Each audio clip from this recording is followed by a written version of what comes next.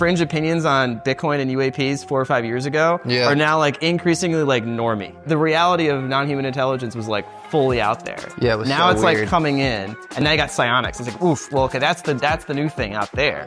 But that's probably also coming in. Consciousness and light beings and meditative practices. It's like we're rediscovering a lot of like ancient sort of knowledge, right? It's just being reinterpreted through our modern frame.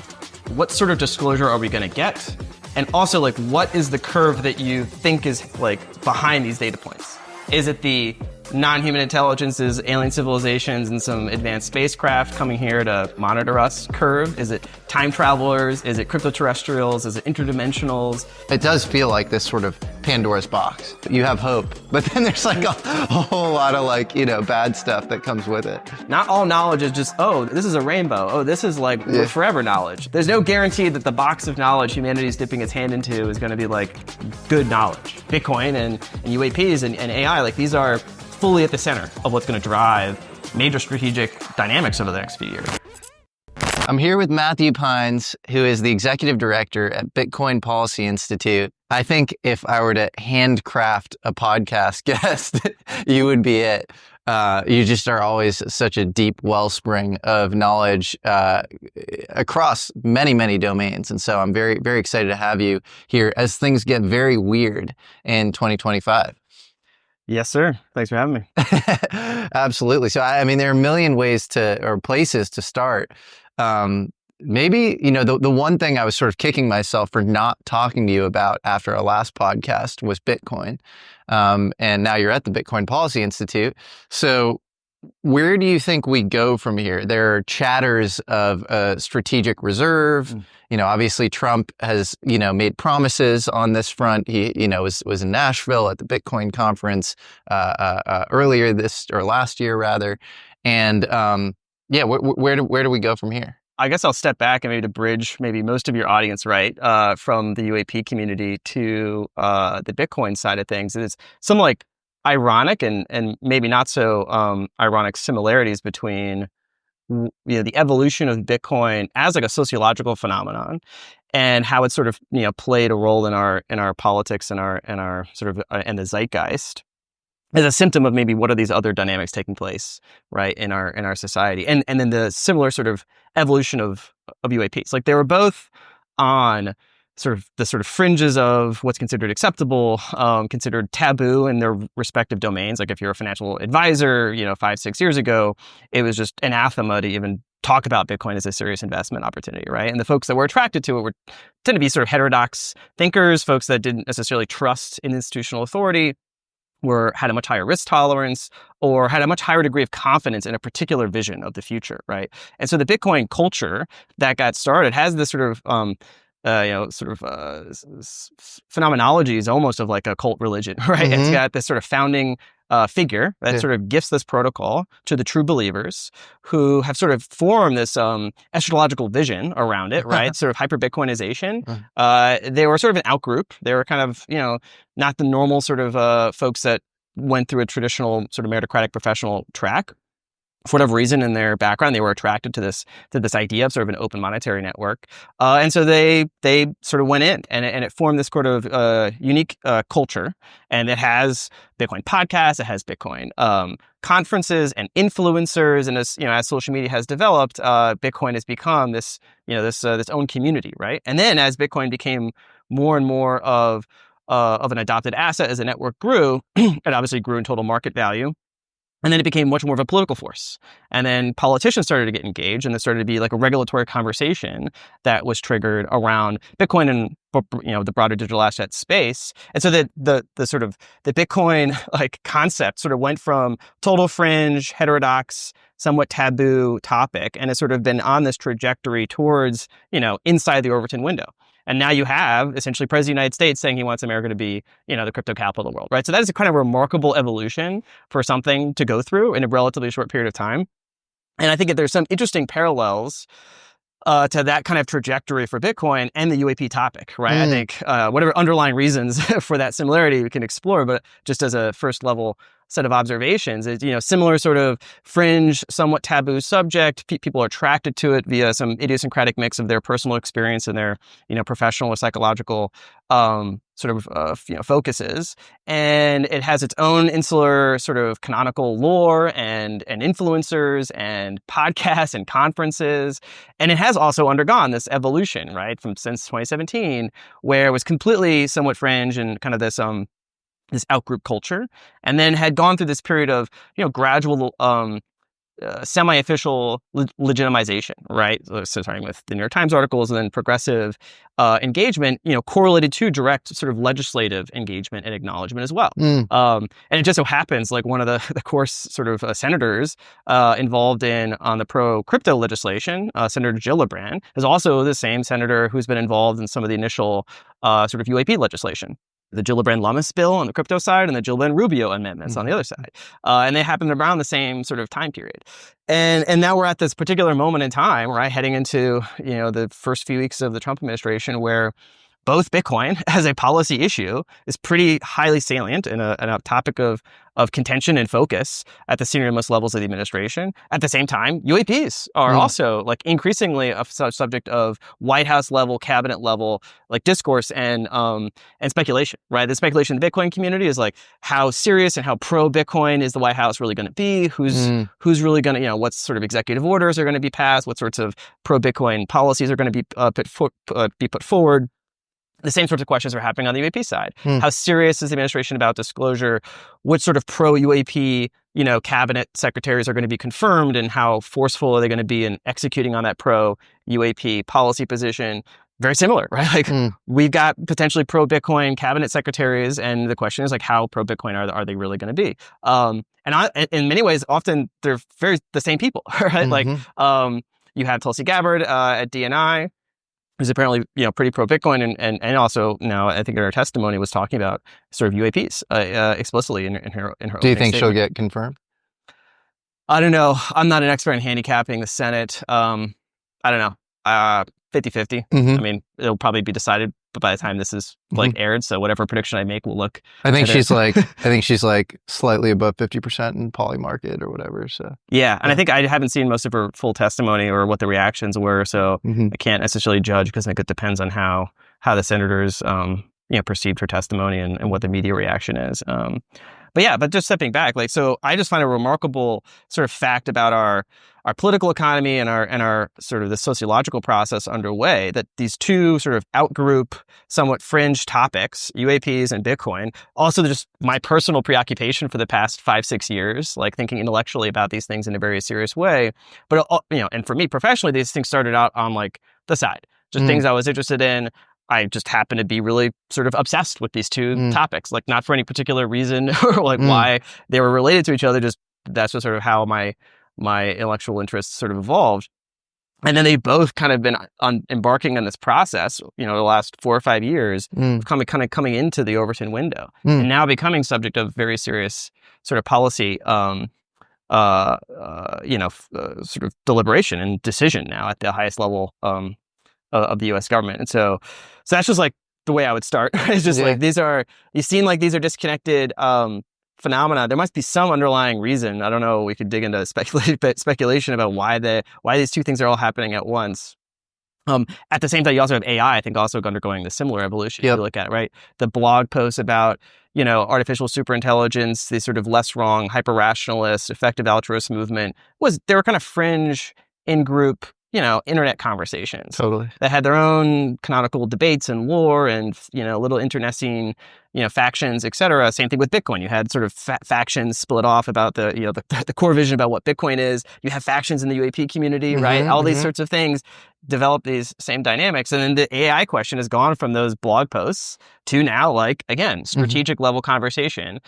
Stock market swings 10% in a day because one Chinese lab releases an AI model, right? This is where we are now. And I think Bitcoin and UAPs and AI, like these are now fully at the center of what's going to drive major strategic dynamics over the next few years. So it's one of those things where if you want to try to read the future, and I have been obsessed with trying to understand what's really going on and what's likely to happen in the future.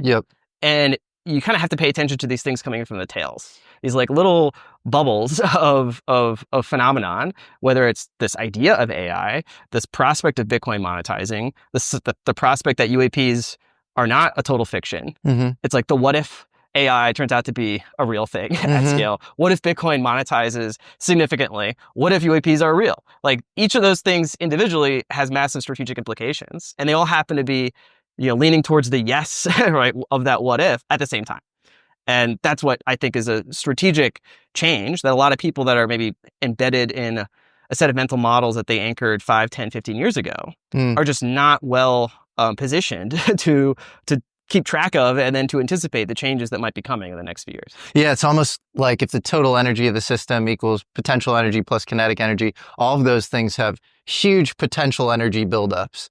And it's just, it's unclear how exactly it pans out, or, not to mix physics analogies, but how the wave function collapses or whatever. But there's sort of, a lot of possibilities with these things. And it's almost like, the history of the last 50 or so years has been the history of successive bubbles. And like in the 70s, you could say like real growth really started to slow.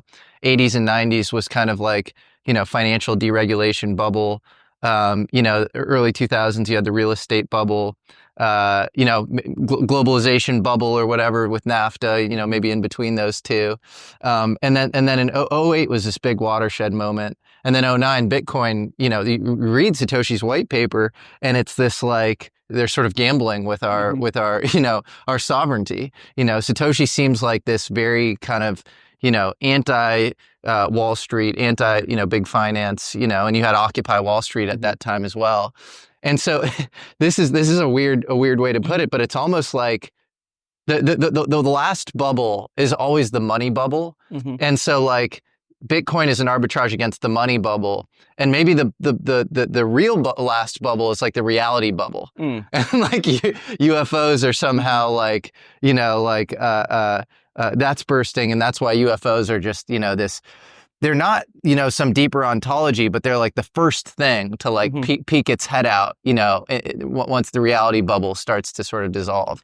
Yeah, I mean, it's fascinating because my first sort of hot take reaction to that is thinking about, again, money is just a concept, and it's an embedded concept that's reified in human institutions at a certain scale, right? We have money-like things at all scales of human institutions, like social organizations. Like if you don't have human institutions, you don't have money, you just have, people living, hand to mouth and scraping out subsistence existence. As soon as you get to some basic level of human social organization, you get something like moneyness as an institutional concept that gets instantiated and reified in different, technologies, right? The technologies that can instantiate that concept of money, whether it's seashells or yapstones or gold certificates, ledger balances at international institutions, like, everything from special drawing rights at the IMF to then Bitcoin, which is a sort of, again, like a instantiation of this, age-old human concept of moneyness, but taking advantage of the ambient technologies that are now available to a digital society. And so this is just the process of evolution of human societies adapting different, basic sociological sort of primitives, but now the possibility space of what they can do expands as their technological capabilities change. So now you can realistically maintain something like a consensus distributed ledger around the world, right? It wasn't possible until you had the basic technologies of the internet and public-private key, cryptography. And so these were the basic primitives that Satoshi put together, and he published into this sort of the 2009 as an open source. And that's a bit. We should drive this home, because whenever I speak to kind of boomer financial people or whatever, they act like that's not a big deal. Like, what is it, the Byzantine general problem or whatever? Yeah. Like the double spending thing, that's not a big deal. It's a huge deal. Like the idea that you can create digital scarcity, and then, there are all sorts of possible derivatives from the digital scarcity, but just the digital scarcity itself, which Bitcoin is the kind of archetypal example of, is sort of really important, because software doesn't usually operate like that. And so that's like really interesting. It's like it was the first real computer science breakthrough that became a meme, right? And so people have hard time trying to reconcile both the mimetic aspects of Bitcoin and the hard technical scientific breakthrough that it embodied, right? Well, they also have trouble swallowing the fact that like our other financial institutions aren't all mimetic themselves, and that you upend the old mimesis with some new mimesis. Well, this is where you get into these interesting debates that turn into philosophical questions of like what are human institutions? What are these human concepts? Like, how real is the state as a concept? How real is the promise of a state to pay back its debts a thing, which is essentially what money is in our system?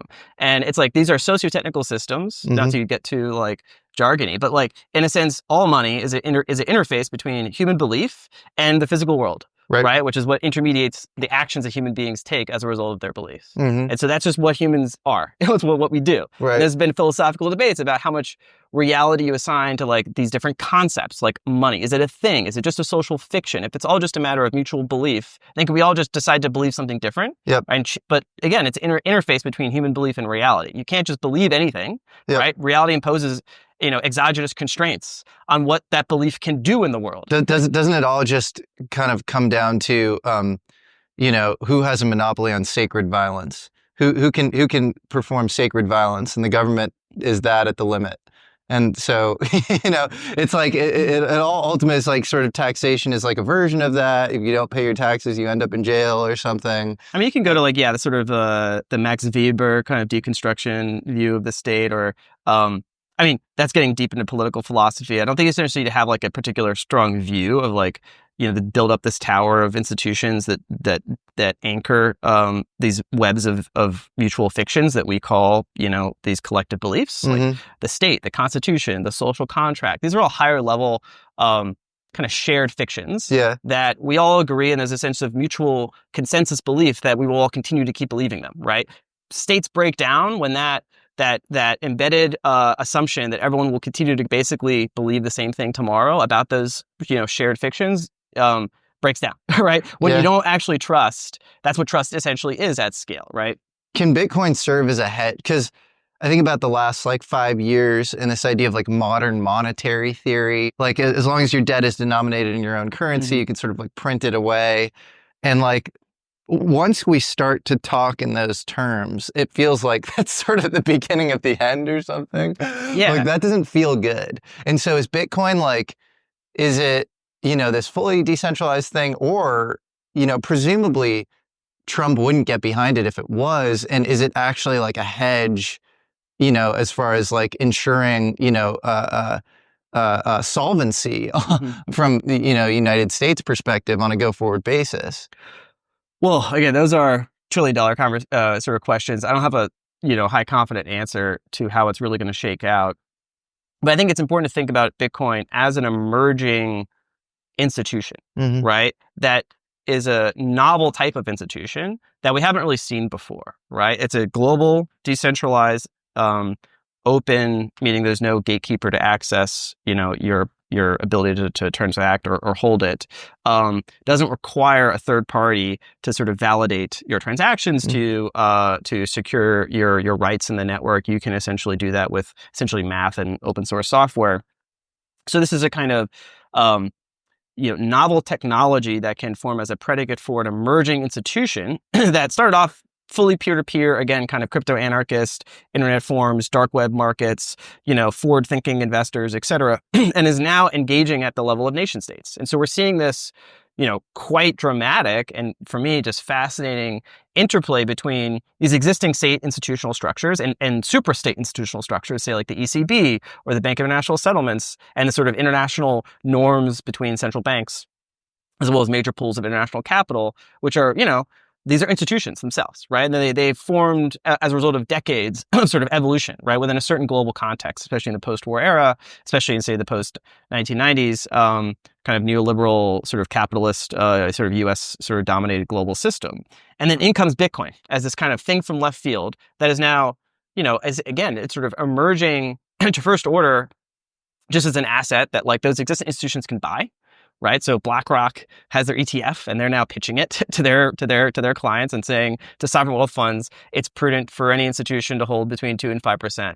Right, so they just view it as it's an asset.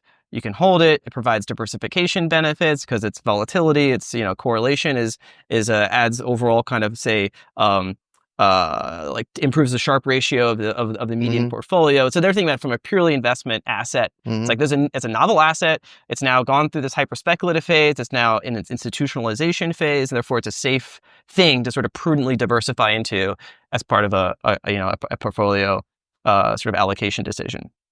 But that belies like what's really happening underneath the surface, which is, okay, you have this weird, it's not just an asset, it's this network. and it's a network that no one really controls, right? That's the secret, right?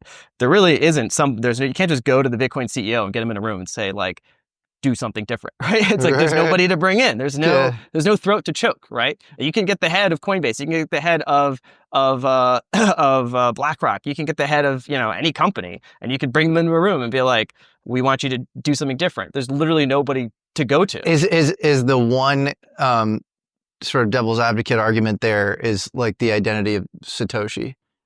But even there, it's like he can't do anything to change the network. I mean, he has a certain cult of personality. So you think it's a he? I mean, I think people recognize it in his correspondence as most likely male. I think that's pretty accepted. Do you have any theories? Oh man, the whole who is Satoshi question to me is kind of banal, but I don't. I mean, I find it fascinating. I mean, it is fascinating again as a historical question. I think though it's real. I think he's dead, to be honest. Whoever it is. That's best for people who are pro Bitcoin to say.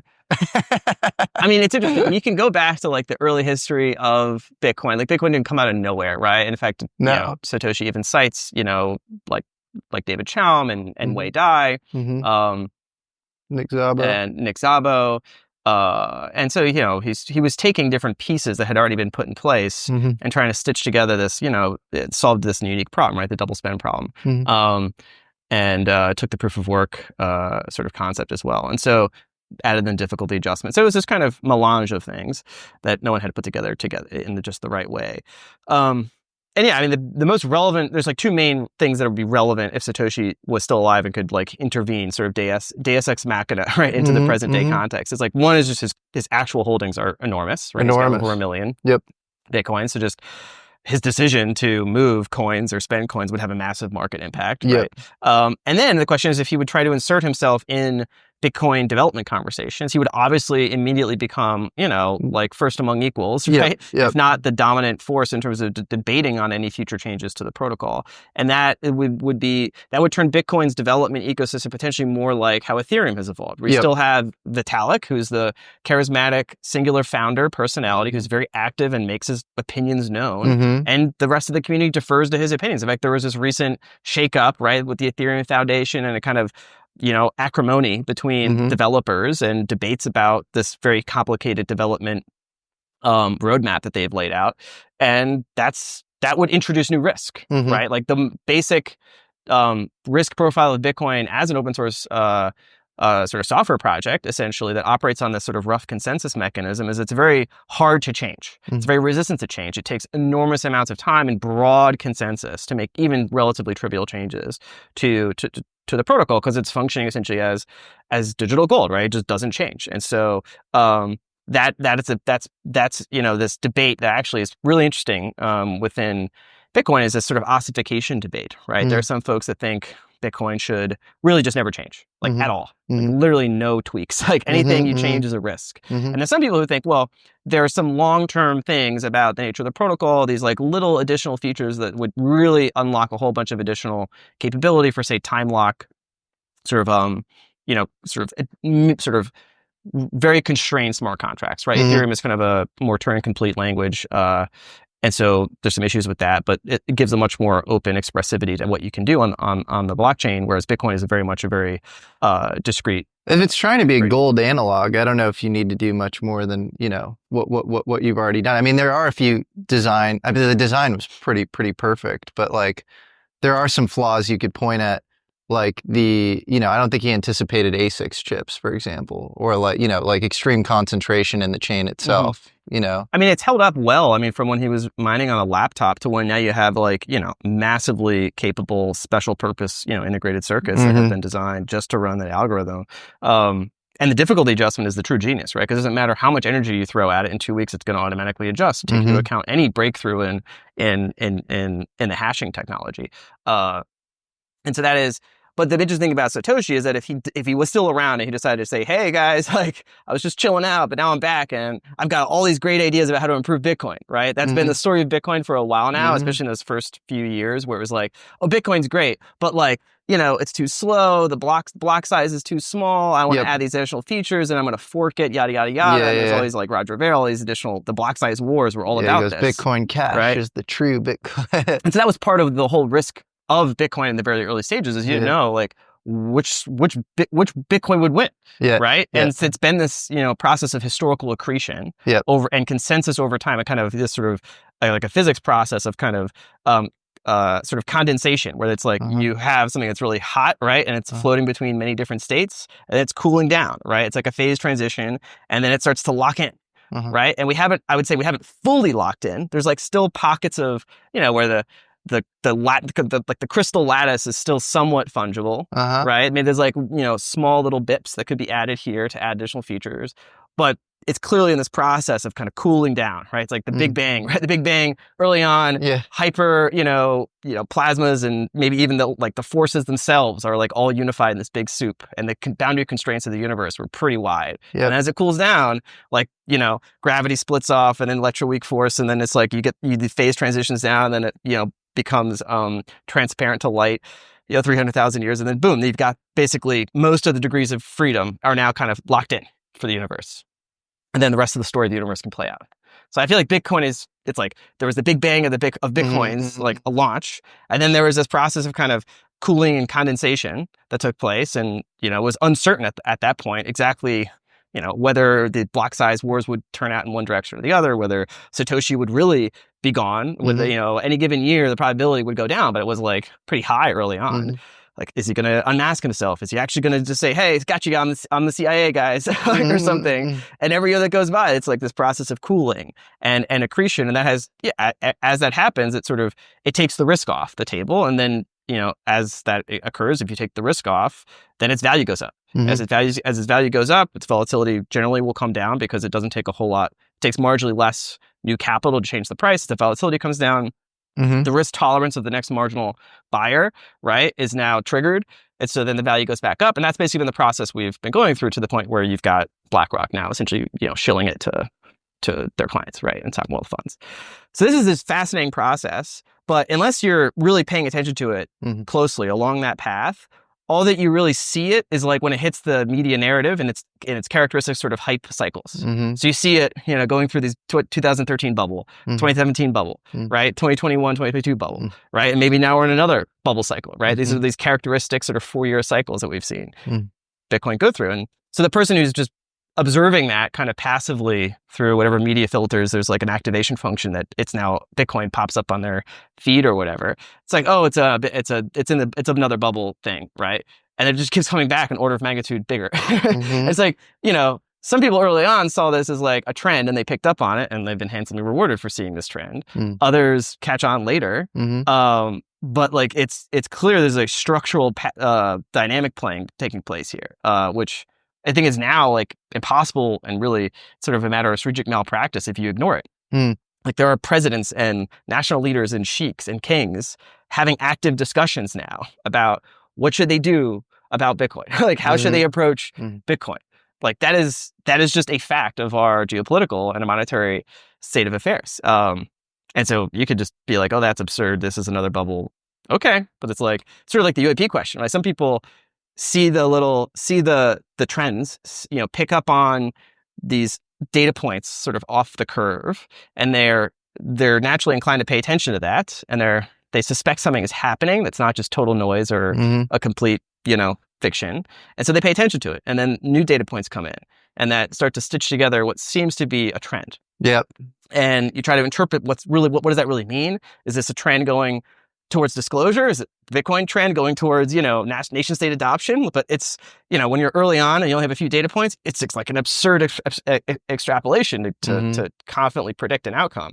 But more and more data points are essentially aligning onto that trend line. And that's going back to the very start of the conversation. That's the thing that I've been intellectually very fascinated about, is just paying attention to those initial data points sort of off the curve speculating on what trend that might represent, and then paying ever more and more attention as more data points start to come in that confirm the trend. And it seems like both in terms of Bitcoin going on this sort of global adoption, now becoming a geopolitical asset trend, and then UAP turning into like, this is a real thing. And like now we may be facing a much more salient public discourse on the reality of UAPs and non-human intelligence. Yeah. Those are just things. Do you ever notice that the best gifts in life are the ones that you don't just receive, but the ones that fit seamlessly in your day and make them better? Whether you're enjoying the latest American Alchemy content, on the move, or just tuning out the world for a moment, Raycon's everyday earbuds are the perfect pair. I've been using mine nonstop, whether I'm editing, making calls, out for a walk. They've become my go-to. The 32-hour battery life means I'd never have to worry about scrambling for a charger.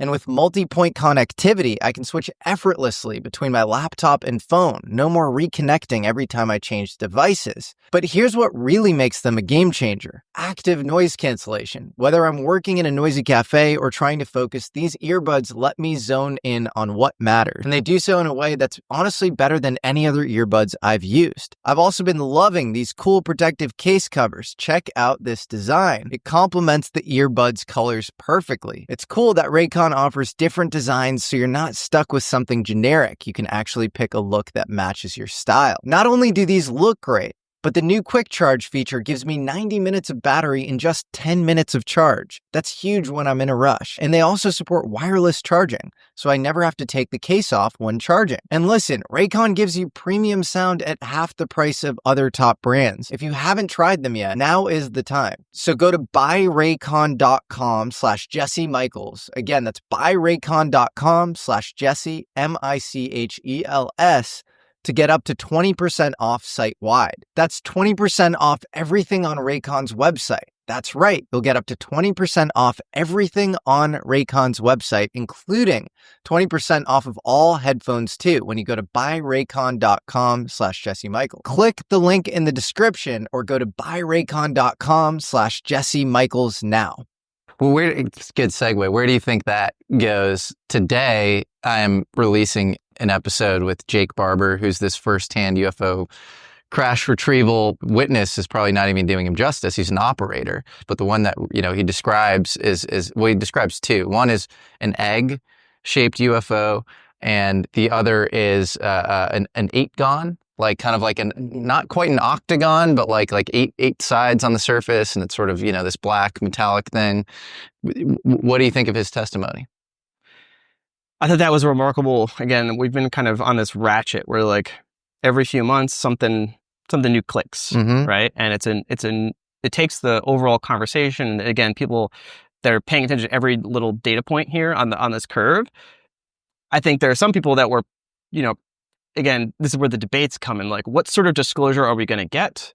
And also, like, what is the curve that you think is like behind these data points? Is it the non-human intelligences, alien civilizations, and some advanced spacecraft coming here to, monitor us curve? Is it time travelers? Is it cryptoterrestrials? Is it interdimensionals?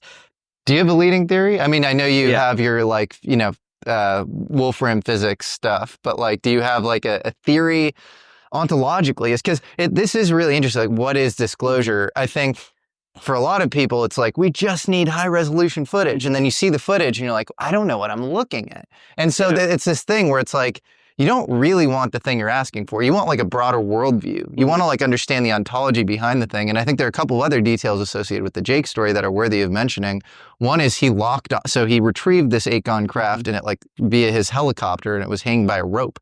And he locked onto it with his consciousness, and it like gave him this interesting feel, this like divine feminine sort of feel, and it made him emotional. And then the other thing that he says is that they use psionic assets in the government to basically, and we should probably change the wording here. Maybe, whoever's doing this should change the wording, but summon these UFOs into people's sort of field of consciousness. And then presumably these things at some point land and material might be used or something. The whole thing is so strange. Yeah. And this is where, ironically, like, the Bitcoin thing is like trivially easy to model by comparison, because like the stipulated phenomenon that you're trying to model and understand is just the adoption of this asset, like essentially a collective belief that this is a real thing, that other people will continue to believe it's a real thing, and that, different layers of human institutions, sovereign wealth funds, institutional pools of capital, governments, national leaders, et cetera, will just continue to basically believe that same thing over the future, into the future. So it's not like you have to construct a whole bunch of crazy sort of second and third order sort of underlying hypotheses for what's going on. It's sort of just out there in your face, and you're just making a prediction about that continuation of that trend. With the UAP thing, it's vastly more complicated and vastly more fraught, because just to that point, and back to my point about like what sorts of, like when you're trying to interpret these different data points, if you're, assuming you don't know the truth, which is almost everybody here, maybe even everybody, like you don't really know what's going on. All you see is what people are saying, right? And you have assigned degrees of credence to these different statements that are coming from apparently credible people. And I think he's extremely credible. I think he's got the professional bona fides. He is who he says he is. I think he's being entirely truthful in describing his experiences as sort of essentially a delivery man in this crash retrieval program. But that doesn't answer really the object level question of what's going on. Right? It just gives you a data point that you need to stitch together into a comprehensive model that you need to put together with all these other sort of highly fraught and inherently uncertain pieces of information. And so this is what it gets extremely difficult for almost everybody to construct such a model, because you have these two main questions here, which are the most foundational questions of human existence, which is like, are we alone? And like, what is consciousness? Right? Like separately, enormous, like unknown questions that are like almost at the core of who it is to be human, like what it is to be human, who we are, like what is our history? What is the nature of intelligence in the universe? Are we unique? Are we special? Is there a great filter? All these sorts of questions. To answer that question, you have to put together a lot of disciplines of existing science and speculative sort of, frontiers of physics to understand, well, what's the structure of reality, right? Is there a multiverse? Is there just this unfolding of time? What are the boundary constraints of physical reality that any intelligence is going to have to be, is going to be constrained by? And then the specific kind of contingent processes that give rise to intelligent life. How common are those, given the population of stars, et cetera, et cetera, et cetera? How can we ever get high conviction in any given model? Like, your idea that there's like branchial space that these UFOs might be able to hop across or whatever, and we're in, sort of this more constrained rilial space. Like, how is that at all? I mean, that's the process of science, right? Yeah. But how does it become falsifiable? Like, even... and by the way, I think Jake's testimony is completely beyond reproach as well, as far as like the details. And I find him to be an earnest, good person. But like, there's a question of like, what are these things? Like when they're coming down, what are these things? And is falsifying or corroborating this even seeing an object? Like, is that even, that like, what is that then? Yeah. Like you're probably going to have no idea what it is. It's going to be emitting some radiological stuff, and then you might get a little hurt, and you might have, put it in a lab, and it might exhibit some weird properties. And then at that point, what do you do? Yeah. What does that mean? I mean, this is where, I studied physics and philosophy as an undergrad because I was fascinated, if not obsessed, by this sort of the boundary layer between science and philosophy, right? Which is essentially, philosophy is what we really don't have systematized theories of knowledge for, right? So the philosophy is sort of scouting out in the forest, just trying to find the path, right? And then you find the path, and the scientists come and sort of clear the path, right? And then so the frontier scientists are the first ones into that like overbuilt, highly, you get thorns everywhere, right? But at least the philosophers have sort of said, yeah, I think there's a path here. This is basically the conceptual, almost map of definitions that we're going to analyze these more foundational concepts, like almost create new concepts, right? Philosophy is often organizing human thought and systems of concepts to just help even ground hypotheses that then scientists can generate and have to go out into the world and refine as like real systems of knowledge, right? So there's this process of, exploration into this dark unknown that humanity has found itself in. And so this is this basic, challenge of reality is what it is, and we are just, flesh puppets with some, with some, higher cognitive capacities, and this like being itself, what it's like to, feel in sort of phenomenal first-person subjective awareness that sort of lights up the machine inside, and it's like, okay, well, we're clearly like on a first principles basis, we've got to do a lot of work to try to understand reality. Right? It's not going to just be handed to us. We have to do a huge amount of like conceptual development and scientific exploration to try to map onto reality, right? Whatever models we have in our head to try to create a map to reality is going to take an enormous amount of work.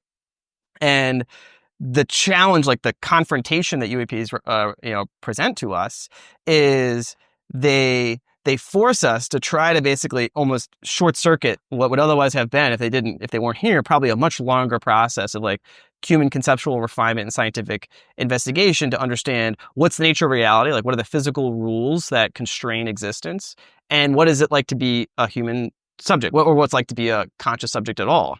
And that's what the Barber story kind of really uncomfortably forces people to put together, right? Because it's not just this alien or UAP or NHI question of like advanced technology from another civilization, but it's that, and apparently this aspect of human consciousness that can directly engage, almost project, interface, merge with that higher intelligence / technology, right? And so those are very separate domains of sort of scientific and philosophical modeling and sort of inquiry, which is like fundamental physics, nature of intelligence in the universe, the boundary constraints, right, that we think any advanced civilization is going to have to work within, that's going to constrain the types of technology and propulsion systems and metamaterials they're going to be able to construct. And then there's, well, like, what is consciousness in reality, right? Is it a universal field and we're just fragments or shards? Is there some sort of more, sort of panpsychist interpretation that you would give? And what's the sort of psychophysical relationship between consciousness and the physical world that could be, intermediated with advanced forms of technology, right? And then there's this question of like, well, like, is it just computational functionalism is true? If you just instantiate a certain pattern, is that all you get? Is you just consciousness? Or is it consciousness is actually the substrate of reality? It's sort of what stands underneath physics. Again, these are words that I'm spewing, right? But like the words we think mean something about reality. Yep. But I think the history of philosophy and science is that the words we are using at any given point in time are only like barely trying to map onto reality. This goes back to Kant, right? It's like we have a certain phenomenal description of reality that's kind of first-person subjective field. It has constraints. It has to conform with some rules of rationality for Kant. That these are the rules that any rational mind would have to obey, and so the universe will then reflect itself in a regular, organized way to that person, to that subjectivity. But that doesn't actually imply that like reality, what he called noumena, is actually that, right? That feels so important for understanding what science is. And like you mentioned, Jonathan Gerard, this Princeton researcher that works with Wolfram, or is kind of taking up the mantle there, and has all sorts of interesting ideas that might actually end up applying to UAP. Who knows? That's sort of your contribution. And I heard him on an interview with Kurt Jaimungal. Shout out to Kurt Jaimungal, great interviewer. And he was talking about Newton and Leibniz and like how vector calculus kind of reigns supreme as defining the way in which we've conceptualized the world for, call it the last 400, years, 350 years, whatever. And that on a go-forward basis, maybe a more computational understanding of the world will be how we kind of model the universe. And I would just say that I think he's right, but I would also say that like all of these things are like maps and they're not the territory. And so like, you have these sort of heuristics for how you understand the world. And then maybe there is something more fundamental about consciousness itself. And like, it's going to sound so cliche and trite, but like the UAP stuff points to this, like going within, reconciling with, the ugliest parts of yourself, your subconscious. Carl Jung would say, until you reconcile with your subconscious, you call it fate. And like you have these mystery rituals for, thousands of years where like the top thinkers, like Plato, like all these guys like did these mystery rituals. And it seems like it was to gain access to knowledge of their primordial soul, noesis. And so it's like, we can have these mental models and like we can draw stuff up on chalkboards, and then you can like, falsify it in a lab or whatever. But like maybe there's something extremely fundamental about like going within, and like I don't know, like the Monroe, like the gateway stuff, like there are different paths, but like it's sort of there's something actually really important about like confronting oneself in this sort of Joseph Campbell style hero's journey. How do I slay? How do you slay that dragon in me? What's the journey I have to make? You have to make. Each of us has to make. You talk about something called the soul's high adventure. My general formula for my students is follow your bliss. I mean, find where it is and don't be afraid. The lesson of most faith traditions in general, and even, modern day, say, New Agey contemplative, transcendental meditation, etc., they've all tried to grapple with the nature of like what it is to be a human subject, right? And the language, the vocabulary, the conceptual frameworks have evolved. It was, a certain structure thought of in terms of like the human soul, kind of this is the embodied sort of light of God or whatever. Mhm. And then the material world is this sort of, empty, again, kind of just stage of sort of lifeless objects, right? And then there's this, a lot of people have this sort of folk duality metaphysics where what's in my head or kind of consciousness is sort of this unique substance that is, somehow more primitive. And then there's the physical world, which is just sort of lifeless stuff. I think it's a primitive metaphysics. I think there's a, to go to like a Gerard/Whitehead, sort of more syncretic view is you have this dynamic computational process that's unfolding. In his way, it's a sort of a multi-computational process that's unfolding. And you can describe that in a formal way, a hyper-precise way to make, predictions about, extensions in physics. And that's what physics and science is about. But then you have to give a metaphysical interpretation of that, model, right? And to account for phenomena that aren't going to be amenable to the same sort of mathematized formalization that, say, a hypergraph rewriting system allows you to do. And so there's a aspect of reality that is, what is it like to be a person, like a thing? We all have a first-person subjectivity that seems very real to us. And there's certain people like Daniel Dennett and sort of Patricia Churchland and that sort of school of philosopher of mind that just deny the reality of first-person subjectivity, that qualia aren't real, right? It's all just words we say. We don't actually have anything that's like to be us, or there's no such thing as redness. I think that's dangerous. But that is a very strong philosophical view that it's been very successful because of a technological paradigm that seemed to support it over time, which is, this idea of just programming, right? This idea of just writing down abstract instructions on a computer can unlock huge amounts of complicated behavior. And like, what looks to be now in these AI systems, like approaching human level, output, right? Or sort of mimicry in some sense. And so that has, from a certain naive perspective, be like, well, if we can construct, purely computational systems, just, big weights of numbers, right? Sort of doing matrix multiplication, and they can spit out, this is the Turing test. They can spit out outputs that are fundamentally indistinguishable from human output. Well, then maybe we should just believe that that's all that we are, right? And, but of course, at the end of the day, to get this philosophy of mind argument, you have to go back to like, if I punch you, it's going to hurt, right? That's not something I can write down in any sort of system of formal equations. There's just an irreducible feature of existence that only is accessible to a first-person, subject that is real. And, that's like the first branch of the tree that philosophers of mind diverge in. And then there's different branches that people have taken over time. But I think this is where, for me, again, I come from this somewhat analytic philosophical tradition, but at the same time, there's been a weakness in that tradition. It's been very austere, and it's obsessed with hyperformalism and sort of making these very restrained and couched arguments. And then the rest of society just wants to understand and get to a first level understanding of what's really happening in the world. So you have these different traditions, right? That are, go under like sort of New Age philosophy that goes back to, kind of Hegel and Schelling and kind of the German Romanticists, have sort of been reinterpreted over many decades, and they give birth to this sort of modern sort of metaphysics. It's very popular in the UAP community, right? Which is consciousness and light beings and meditative practices, and it's like we're rediscovering a lot of like ancient sort of knowledge, right? It's just being reinterpreted through our modern frames. It's all ancient. And belief systems. Yeah. But even then, it's like those ancient belief systems were just the New Age philosophies of the day. Sure. Right? Like this is my training or disposition. I want to try to take that as a guide to then try to systematize and formalize as much as I can. Well, what does that say about reality, right? We're just using words when we say, consciousness or light energy or look inside, right? That's very true. Like, you need to stitch it together in a cohesive worldview that is, on the one hand, scientifically rigorous and formal, and on the one hand, philosophically speculative and exploratory. But you need to always have to like try to pull those threads together. Well, it's always funny when people say, aliens are just angels and demons. And then I ask them, what's an angel and what's a demon? They have that descriptor is in no way helpful, more helpful incrementally, compared to an alien or whatever. Yeah. And so like you're equally completely clueless in both cases, and you're just sort of like, it's almost more of like a political polemic that you're trying to say, it all just goes back to a tradition. But you're right, in many ways, the tradition is just as impenetrable as this new agey veneer that we have or whatever. And I think fundamentally we need to create new concepts, new worldviews that are based in a scientific practice,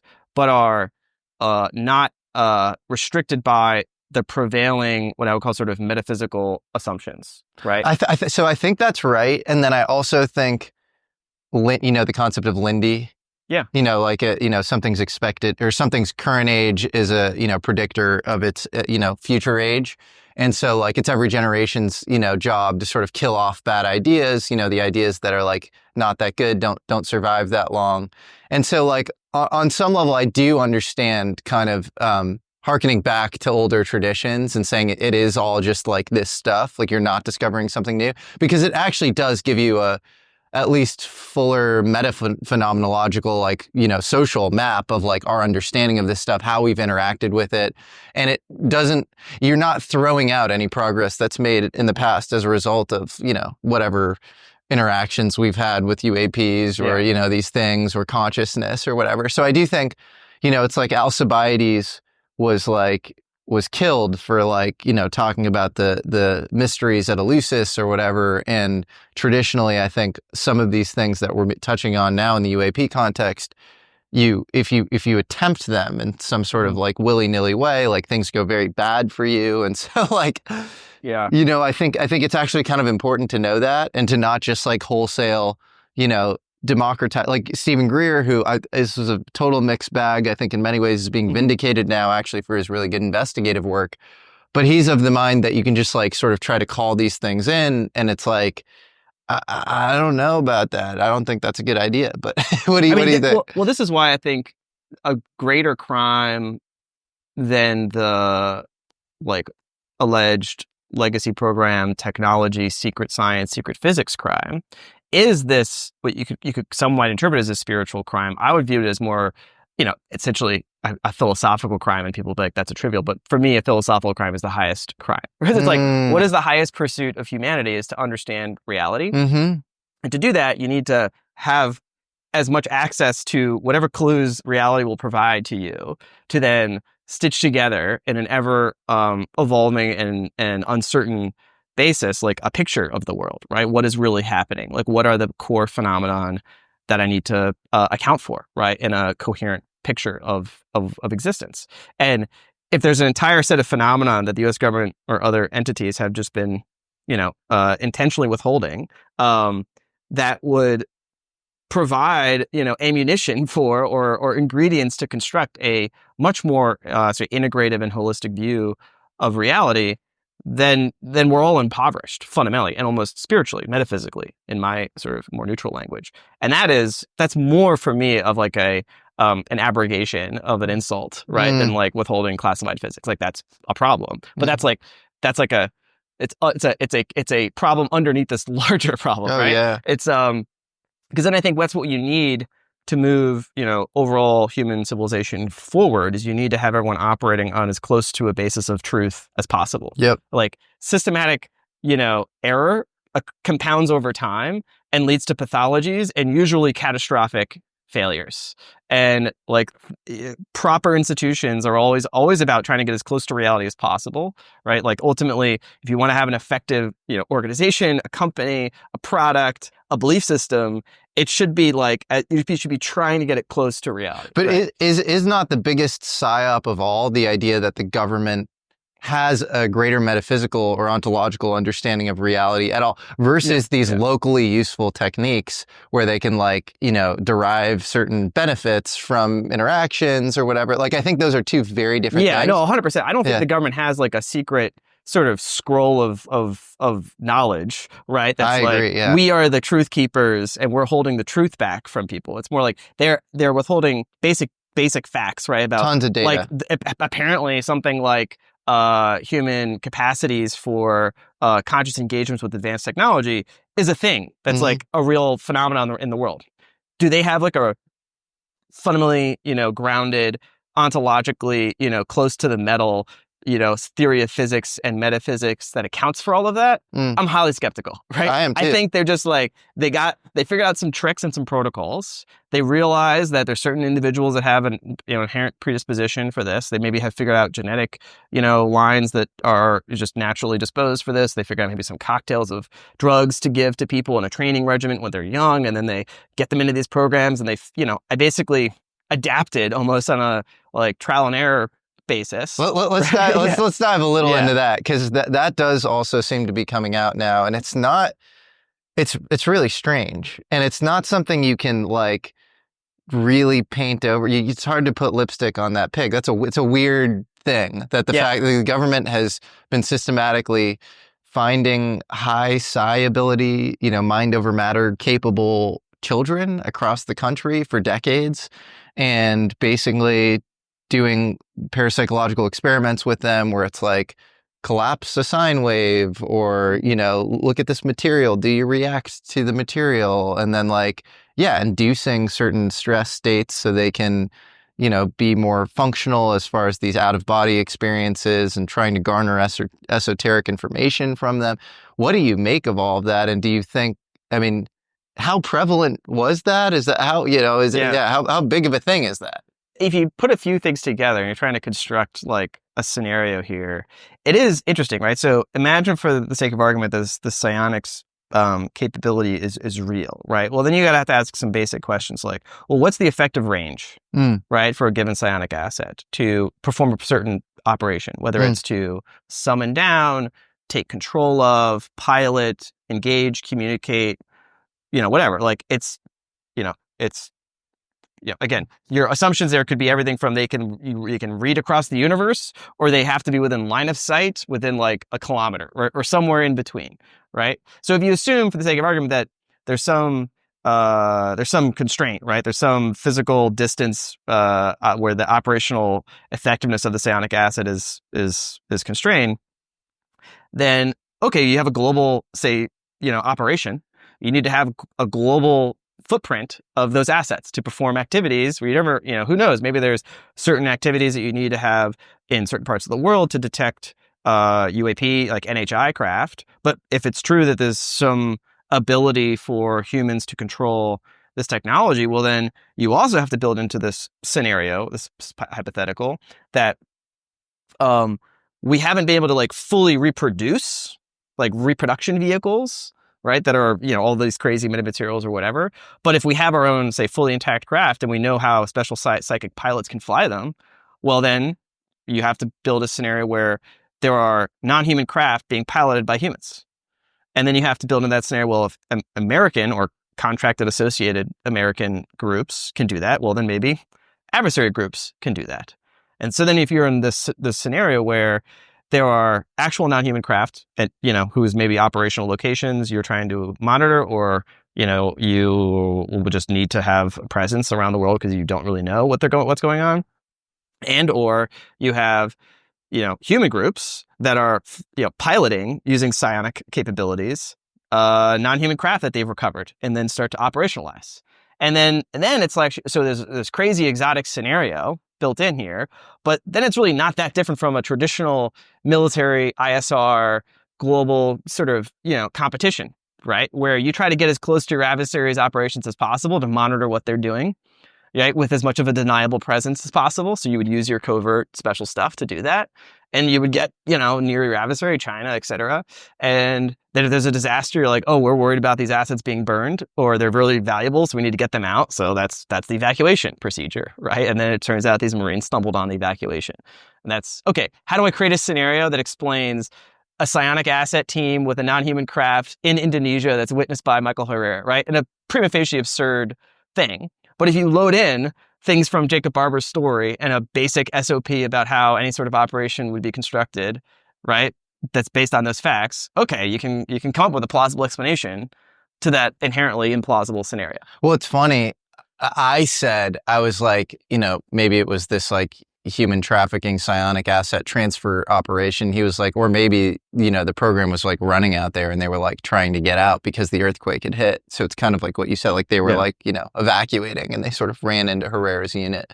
I mean, again, just taking the facts at issue and trying to construct a plausible story that's consistent with these other pieces, right? If you don't put the other pieces together, it's very hard to tell a plausible story. Yep.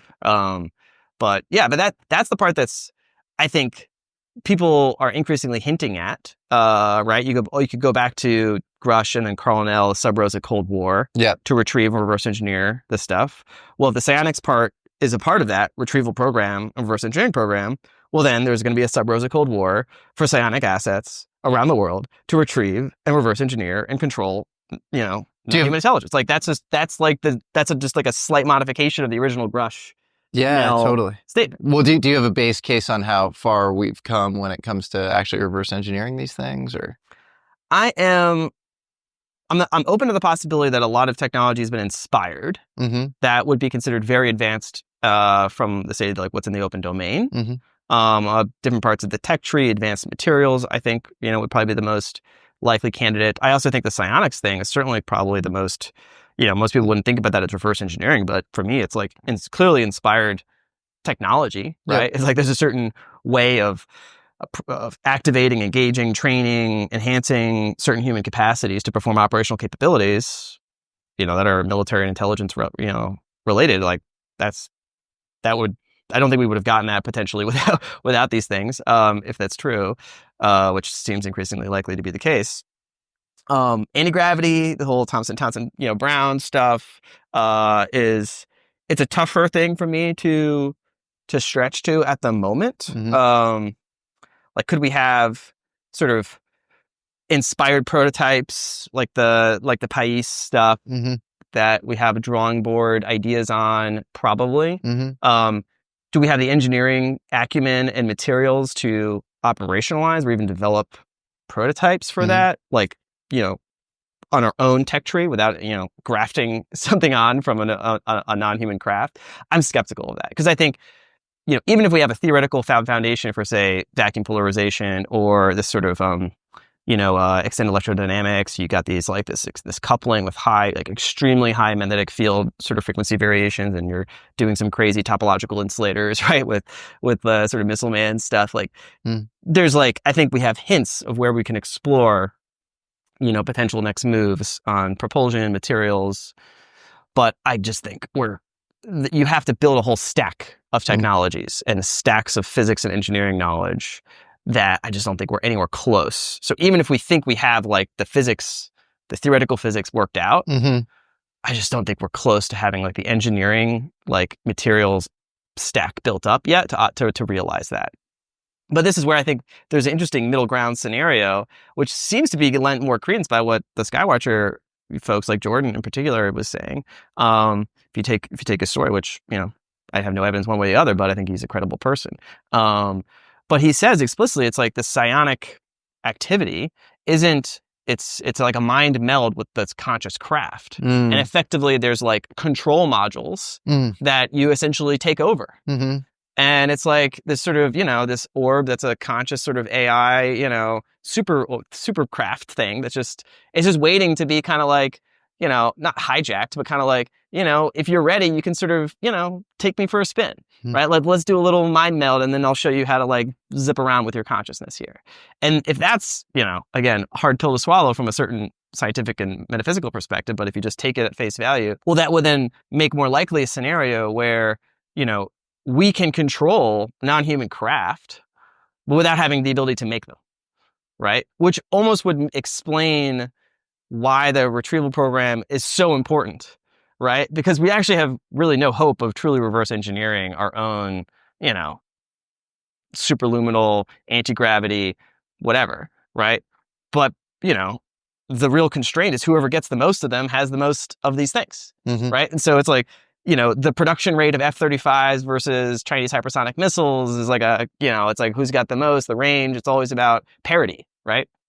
And if nobody really has the ability to manufacture them, then the only strategic, measure is who's be able to get the most, train the most psionic assets, and then operationalize as many of these craft as possible. well, then that would put an intense strategic pressure on these great powers to do that, right? And it would also, I think, create an immense competitive pressure within these state institutions and their associated contractor ecosystems. Because it's like, this is also would explain the whole weird parts of the Barber story where it's implies there's like contractor teams and mercenary, we're like retrieval units, all kind of competing over this stuff. Yeah. In that sense, like, Lockheed and Northrop or SAIC or whoever that you presume is involved in this stuff, neither of them has a real competitive advantage on creating like new units, right? Like F-35s versus whatever. The only differentiator between them is like who's got the most, who's got the most stuff, who's got the most assets, and both psionic assets as well as craft. And that's a competitive, dynamic that you could see these institutions, Well, evolving. all of this is predicated on this sort of Philip J. Corso narrative that like you can derive any sort of material benefit. And when I say material, I mean literally like materials benefit that can work its way into any sort of existing technology stack. And so I guess that narrative specifically, which actually seems to be getting sort of more and more corroborated. You had, again, Jason Sands going on Rogan, and, this could be circular reporting, who knows? But like, he was talking about radars, high-powered radars at Roswell and White Sands, actually disrupting the flight paths of the crafts.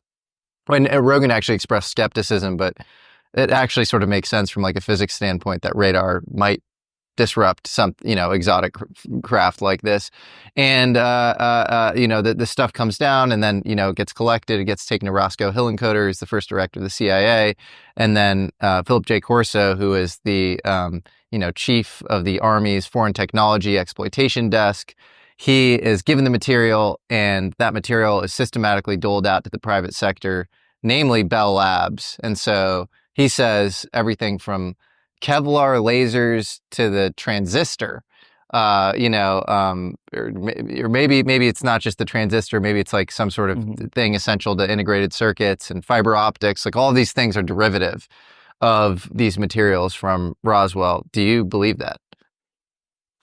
I mean, it's hard. Like, I haven't done the deep analysis of that, but like, as far as my shallow understanding is, there's no major like gaps if you tried to like retell the history of that tech tree development from transistors to fiber optics. Like, there's no like mysterious, like all of a sudden we now have this new thing that like nobody has any idea where it came from. There was like patterns of individuals working in discrete research units with like a tech antecedent that then was modified with a certain technical, breakthrough that then was merged, and you get this, what seems like a characteristic tech development tree. And isn't there a patent on transistors from like Munich in the 1930s or something? Yeah, I mean, there was. A lot of people since the beginning of electricity and the knowledge of basic circuitry and related equations was like, okay, then it's just an engineering question. Like, can you do this in a cost-effective way, and to get the right materials, and then start building some of these devices? It wasn't like,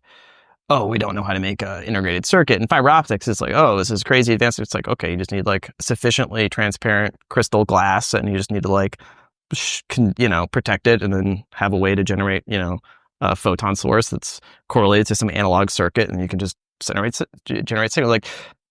Like these weren't like magical things. Yeah, they had a characteristic antecedent. Yeah, and there's no mystery embedded in it. And I think part of that whole Corso thing, I think, is, I don't know if it's intentional, but it seems like disinformation. It seems like passage material. Do you think it was? I don't know. I mean, but it would make sense if it's like you're worried that this idea of there being non-human intelligence, technology unknown origin material out there, you want to try to like throw chaff at the Russians or whoever, who at that point, and it seems like they know that we know that they know, kind of sort of thing, that this is going on. And so you're not trying to convince the Russians this isn't real. You're just trying to obfuscate to the Russians, maybe puff up your chest about what you figured out, right? About this stuff. Like, oh yeah, we figured out all this stuff. Well, it's funny. He was also, Corso, on the psychological strategy board under Eisenhower. So it was like all military psychological operations were like, it was Gordon Gray, and it was this other guy, Charles Douglas Jackson, and, Philip Corso. And a lot of the early alien lore comes from that nexus of people, which I find interesting. And I'm sure a lot of it was, there's even I believe a memo from Walter B. Smith who I believe took over the CIA in 52, 53. And he's saying, how do we, use the UFO phenomena? And I always find this interesting because he doesn't say, let's make up the UFO phenomena. He says, he's the whole memo is predicated on the, the tacit acceptance of this. Actually, he's like writing about it in this sort of banal way. Like, of course, there's a UFO phenomena. Let's figure out how to kind of operationalize it against the Soviets. And so, yeah, do you think that that's been done in the past? Yes. I mean, I think the best cover stories are based on a germ of truth that you distort and you mix in with a bunch of, untruths.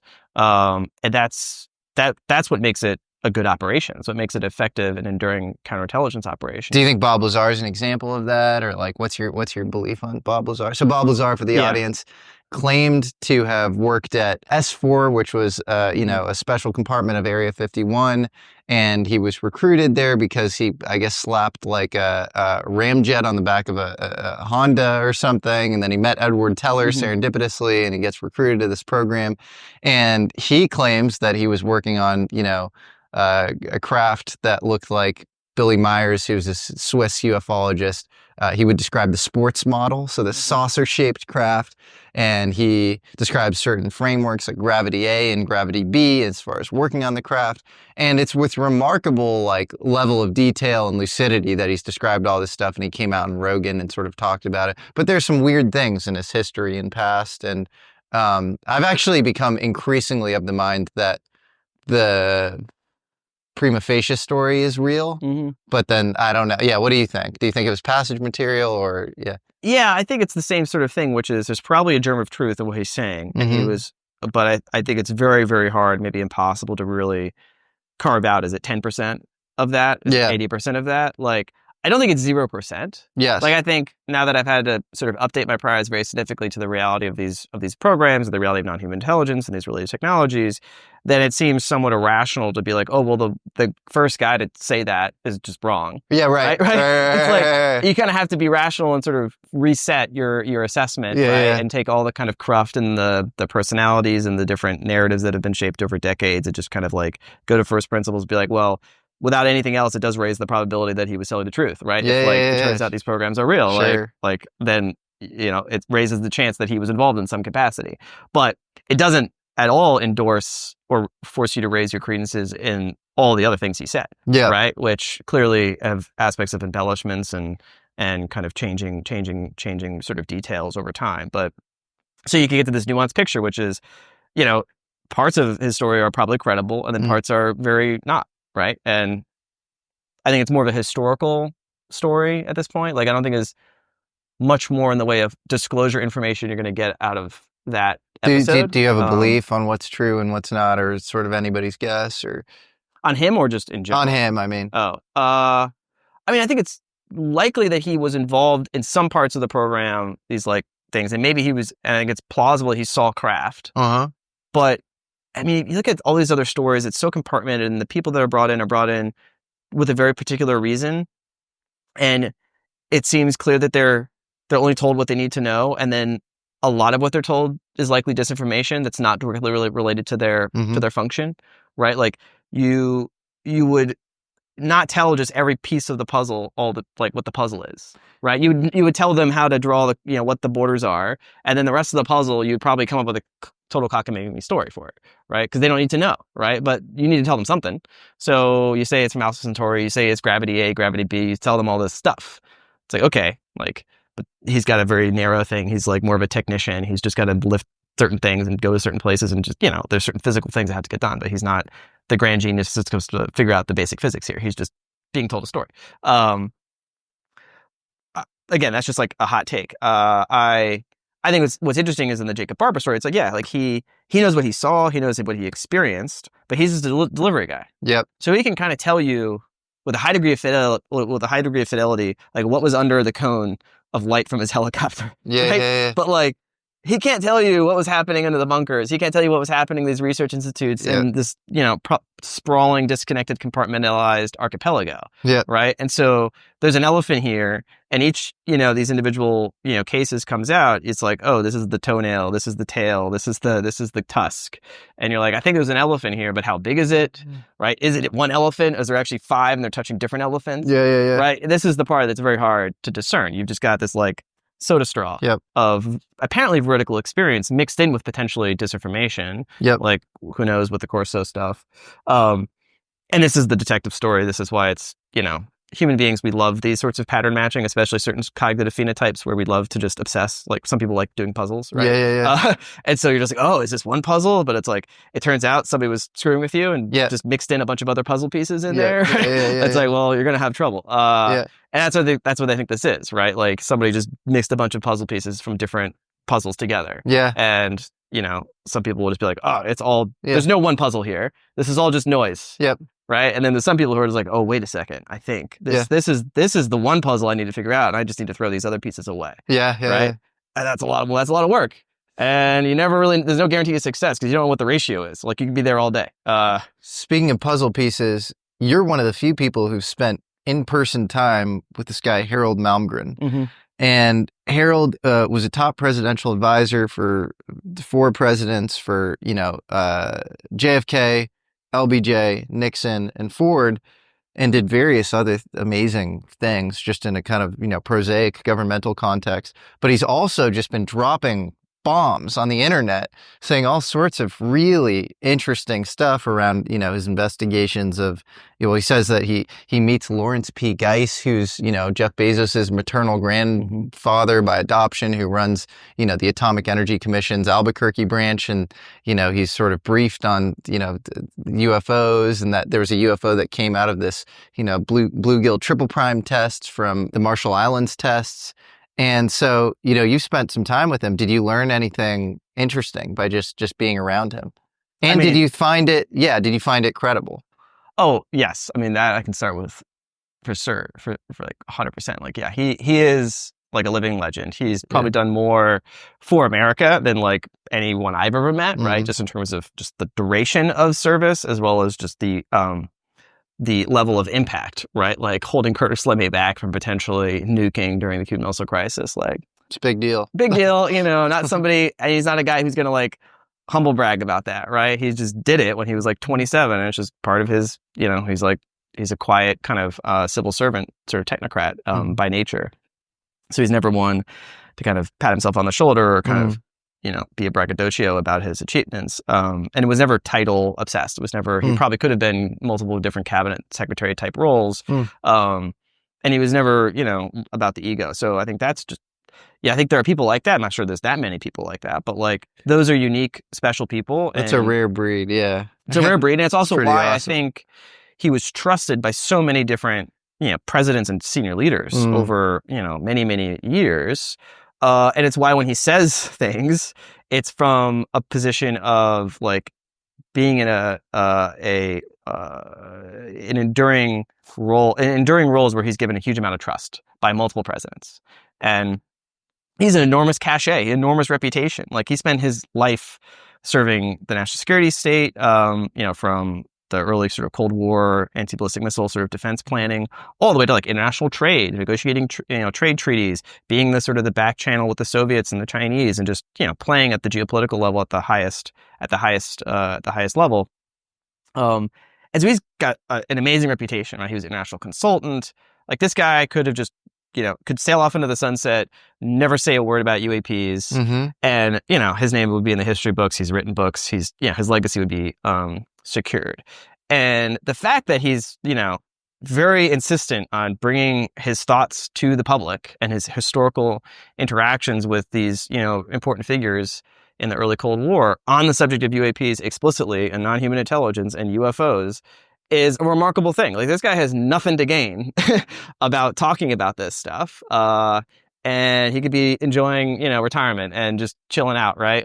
The fact that he is very focused on trying to bring some of his knowledge and his experiences to the public, I think should draw attention, right? Should have people perk up and take notice. Yeah, and he has these, arresting, anecdotes about talking with, Lawrence P. Geis, who told him like of their efforts to retrieve UFOs out at around Los Alamos.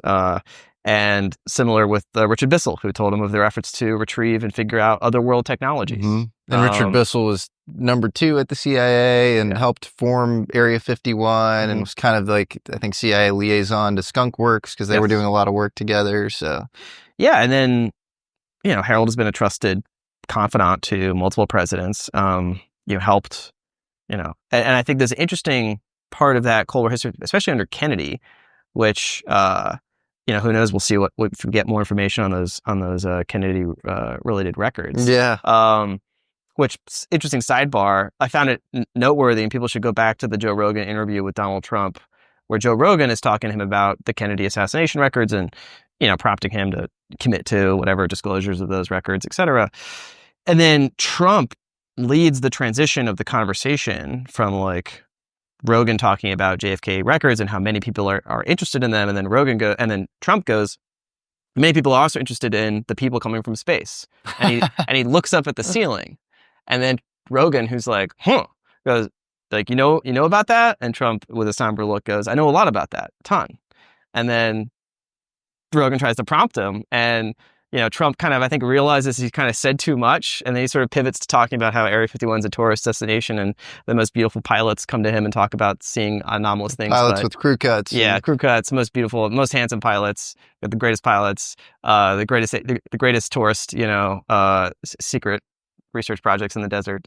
What do you think Trump knows? Well, that was so I think he said, many people are interested in the people coming from space, and he looked up. And then he sort of, I think he tried to walk this back. He said, I've never been a believer, he sort of tried to dial it back. But that was an odd turn of phrase for a president to use.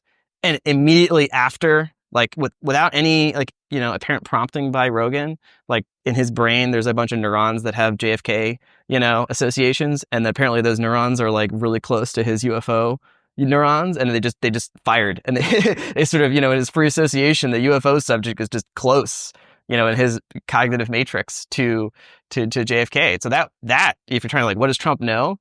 Well, that's telling me like what sorts of concepts and memories are embedded in his prefrontal cortex and his amygdala and whatever, right? Or his hippocampus, actually. And it seems like through his verbal utterances that JFK and UFOs, or specifically people coming from space, are connected in his mental relationships. Can you fathom as to what that relationship might be in Trump's mind? Well, that is a really interesting question, and this is where I know there's folks like Jeff Cruikshank have done like the forensic historical kind of deep dive look through the Kennedy archives, the library kind of records, the declassified JFK records, which are obviously historical veridical material, and then you have these much more contested materials like the MJ-12 documents, which are enormous and highly disputed, but you can find these interesting correlations between, say, calendar, entries and diary entries, and there's some interesting overlaps there. Jeff is obviously much more attuned to those details, but they overlap with this sort of period of time where there's a lot of just immense, and we talked about this in the first interview, of just like that period there was a certain power structure in place in the U.S., right? There was extreme, go back to the Fukuyama institutional, sort of like these guys were climbing to the peak of that kind of institutional creation, energy, power, the Dulles brothers, kind of this whole system, right? That kind of won World War II and then created this post-war architecture. And then allegedly had access to these advanced materials, like at the sort of, that was the core of this kind of potential strategic advantage they wanted to amplify. And they were a small group, right? They weren't like, and they thought of themselves as the guardians of American, strategic interests.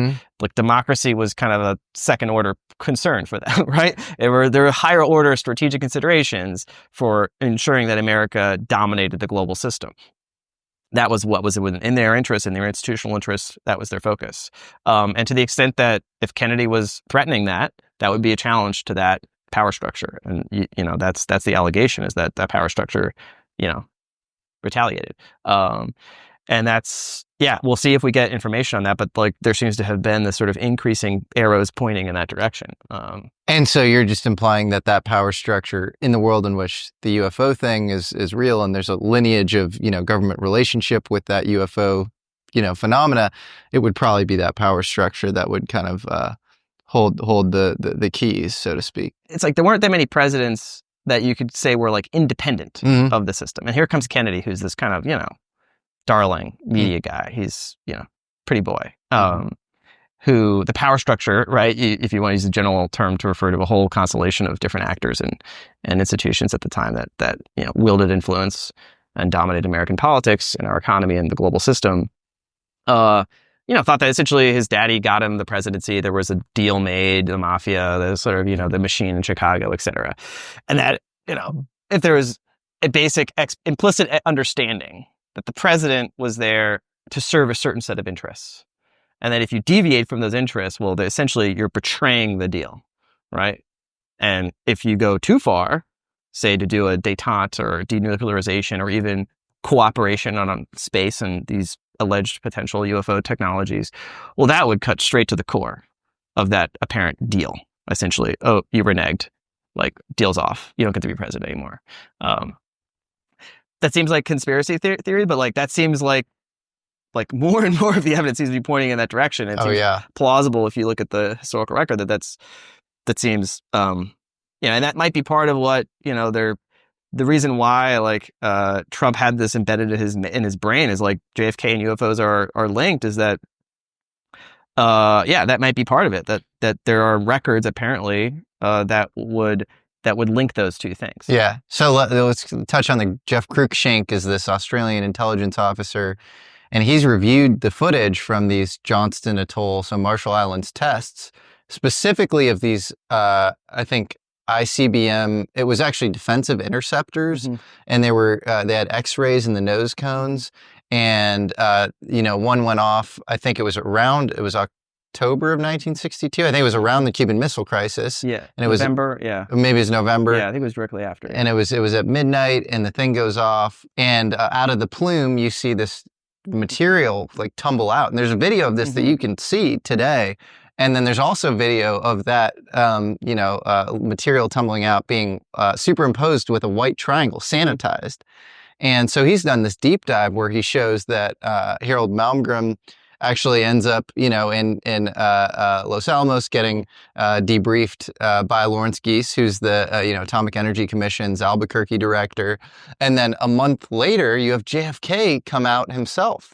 And so that's not really that normal for JFK to come just check on this, like, it is Los Alamos, but it's like, why would you go out and visit? And so, maybe, if Malmgren's saying that he's learning about UFOs from Lawrence Gies, presumably, the guy he's advising, the president of the United States, is coming. That timing is not a coincidence, and JFK is probably learning about the UFO question as well. And then the other piece of evidence is you have, Howard Hunt is. Yeah, he's the sort of CIA, wet works guy. Yeah, wet works guy, agent provocateur, and like all but admitted he was like involved in the JFK assassination and a whole host of other things, but like, wouldn't implicate Dulles because he was, so quote unquote loyal or whatever. And his lawyer, I think is a guy named Douglas Caddy. And Douglas Caddy in an interview says that, he would persistently question Howard Hunt, like why did they actually take out JFK? Why did they take out JFK? And at the end of that questioning, Howard Hunt says it was the alien presence.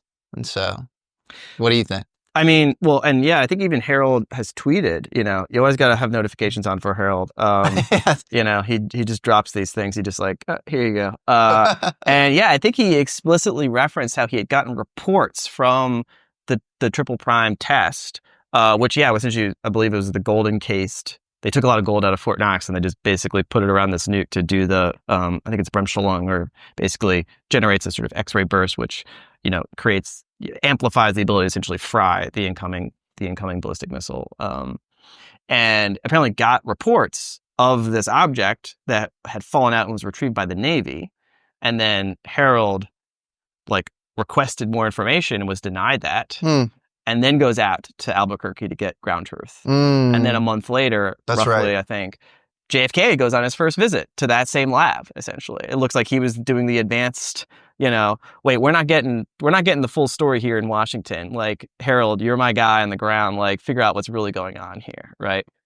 And at the time, there was a lot of inter-service rivalries, I think, between these different, branches of the military, which, I think Curtis LeMay had his own vision for like nuclear everything, right? He had like crazy plans for some doomsday weapons and he wanted to go whole hog, right? Mm-hmm. And he had his whole power base, and the Navy, wanted to have their own power base. And so they would have an incentive to kind of hold this as their trump card. So I think there's a lot of institutional rivalry. And of course, the Atomic Energy Commission, Division of Military Applications, GEIS, was there to kind of be the main belly button on all things nuclear in the military, but like more fundamental research. So they would ultimately be and I think Rush has alluded to this too, like they would be the ultimate custodians for any sort of R&D effort, right? But there's probably a complicated bargaining position between these different services and the Atomic Energy Commission. But yeah, I think this is points to a part of American history where these, very, very, conspiratory, sort of conspiracy fodder material is all tied together in a tight knot. And here we are, coming up 70 years, 80 years later, and it's like still like a pressing matter. Right? Yeah. Like, what happened? Yeah. And who knows, like, Trump has signed this executive order to get a plan written in the next like week or so about, to disclose more JFK records. Tulsi Gabbard on her testimony says she's going to be focused on that as well as the anomalous health incident stuff. Again, with any topic, you can try to address it from the question of what should have been your prior for that type of thing, and then what is now your posterior for that sort of thing, given a historical and testimonial evidence. It's always better to start with a prior. And it's funny, like, if I introspect on my priors for this broader topic, I actually think my naive prior for the reality of, say, psi abilities should have been. I don't think I actually did this, baseline assessment before I was forced to now like create a posterior belief. But it's like, I think my prior for the reality of psi phenomenon should be higher, given my metaphysical sort of commitments to something like proto-panpsychism as an integrated metaphysics underlying a certain theory of physics, than the prior for the reality of non-human intelligence coming from another star system. Because to motivate that prior, I have to account for a whole bunch of, interrelated hypotheses in my model about the processes of intelligence and the history of 13.7 billion years of the universe, and then the number of star systems that are nearby, potentially panspermia in a local ring around the galaxy of maybe 10,000 stars that were all together in a stellar nursery, and we had asteroid bombardments, and so there's maybe like a 1 in 1,000 chance that like there's an advanced sibling system to us that was like born around the same time that gave us primitive genetic material, but was correlated then to our proximate neighborhood in the universe and would also have a reason to engage with us. And our cosmological models themselves are just patchwork upon patchwork. Like, there's like a scaling problem of your physical model of reality. Yeah. And so like if you get, it's like a, rocket that's like 2 degrees off course, you end up like, 99 degrees off course very soon. Yeah. And I think that's basically like our understanding of like Cartesian space, and like, space overall and the planets and stuff. It's pretty shaky and it's very recent. Yeah, I guess my larger point was, I think if you just ask the average person on the street, what's more likely, aliens are visiting us or psychics are real? I think people would go, well, they're both crazy, but I think aliens are probably going to be more likely to be real but I think that's purely just an availability bias. No, the psychic thing is there's so much more evidence, like you're saying. Yeah, but it's just an availability bias because of what sorts of media narratives we have. We've seen a lot more alien movies and some psychic movies. That's right. And so people just think, oh, well, the only ambient facts I have to form that prior if you ask me that question is, it seems like aliens are a thing that people talk about and it's in the movies all the time. And yeah, like the universe is big, but like I've never read anybody's mind. I've never had my mind read that I can think of, or I've never moved an object with my head. That seems, And then the funny thing is, I think if they were to truly audit themselves, they'd be like, there was that one time I kind of read somebody's mind, but... Well, and in a certain sense, most people's folk metaphysics is physicalism, right? Which is essentially, a branch of that would be the computational functionalism of, Dennett and Churchland, which is just almost at a metaphysical level, eliminates the reality of consciousness. Therefore, the basic idea that then there can be other degrees of freedom in reality associated with just pure consciousness as a phenomenon is just ruled out, like by assumption, right? In your model of metaphysics, that's just not a thing, right? And so anyone claiming that to be a thing, is just like, it's not an empirical question of I need to look out into the world to see, is this a thing that's true? It's just, it's ruled out by my metaphysical assumptions, right? Therefore, it must be absurd to even claim such a thing. So you need to, that question forces you then to inspect your metaphysical commitments about the nature of consciousness. Whereas the question of aliens is, it's, people that are physicalists, computational functionalism, adherents. Way easier to stomach. It's way easier to then motivate, oh, well, yeah, like we exist, like we create rockets. Somebody else could exist and create rockets. There's no metaphysical question at issue there. There's just a question of time and complexity and propulsion systems and, the probabilities associated with star systems that could, incubate life interacting with each other on timescales relevant to our civilization. So that's somewhat of a scientifically grounded question. And this is why the UAP question, the Jake Barber story, is very confronting to a lot of people, because it forces you to really intellectually and very seriously engage at this metaphysical layer that even most people in a lot of the, say, like the semi-serious professional commentariat on UAPs that take the story of anomalous UAP objects very seriously, button themselves up as being, sober journalists or rational people who inspect the evidence and look at, government reports, and, they go, oh, well, there's lots of evidence that we have anomalies, but it could be hypotheses X, Y, and Z. But the psi stuff, that's off the table. That's crazy. Yeah. And it's like, well, that's not really a rational approach, right? Because a rational person starts with their metaphysical assumptions and then builds up from there. I was into the psi stuff before I got into UFOs. So I mean, winding roads. Yeah. But that's to your other point about, how do we have certainty on any of this? We really don't, right? We're always trying to hold together a lot of what amounts to very noisy and hard to anchor together pieces of information. It's why the UAP subject is like human science and culture and sort of our pictures of the world have evolved, at least to first word, on an incremental basis over our history. Like, we've just been going through this. Like, maybe there's been a hidden hand seeding some things or downloading people or whoever is, maybe there's a second order process that's sort of guiding human social and, our scientific organizations over time. But I mean, you could just look at history and it's not obvious there was like there's lots of inspirational moments and big geniuses, but like there was a tower of knowledge that took a lot of time and effort to create. And it was like difficult experiments, some smart person noticing something and then being like, like Galileo with the telescope, or, Newton, and figuring out, okay, we can use calculus to look at these, the sort of planetary sort of observations, and this, basic tricks of, we formalize knowledge with math and then we construct experimental apparatuses. This is the Enlightenment project, and that's what we've built civilization on. And the thing about the UAP question, it's like, if it turns out that all of a sudden, since maybe the 30s, the 40s, allegedly we got some material magenta crash into the post-war eras when we got subsumed into these larger systematic industrial academic bureaucracies, and they were hypercharged as our civilization got, more and more technology.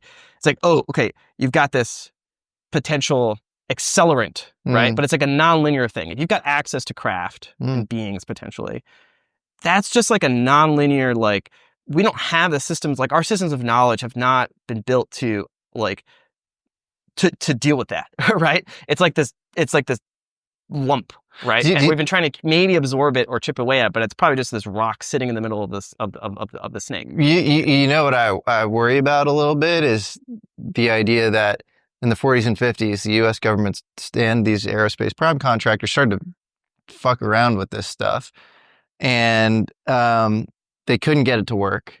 And it's been this sort of like really hard, cumbersome process, from then till now. And we were never supposed to have it in the first place.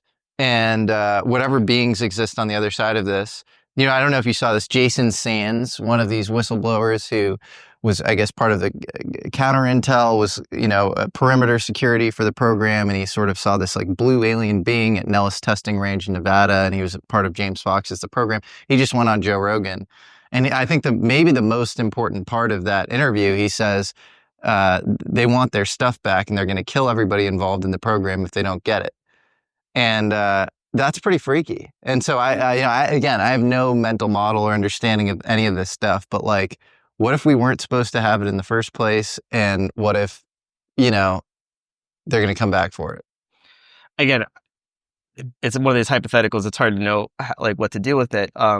But I do find it interesting. It's like people like you say that like we use the term legacy program and it's now become like this term of art, but what we're sort of referring to is like a particular pathology in a modern state institutional structure, right?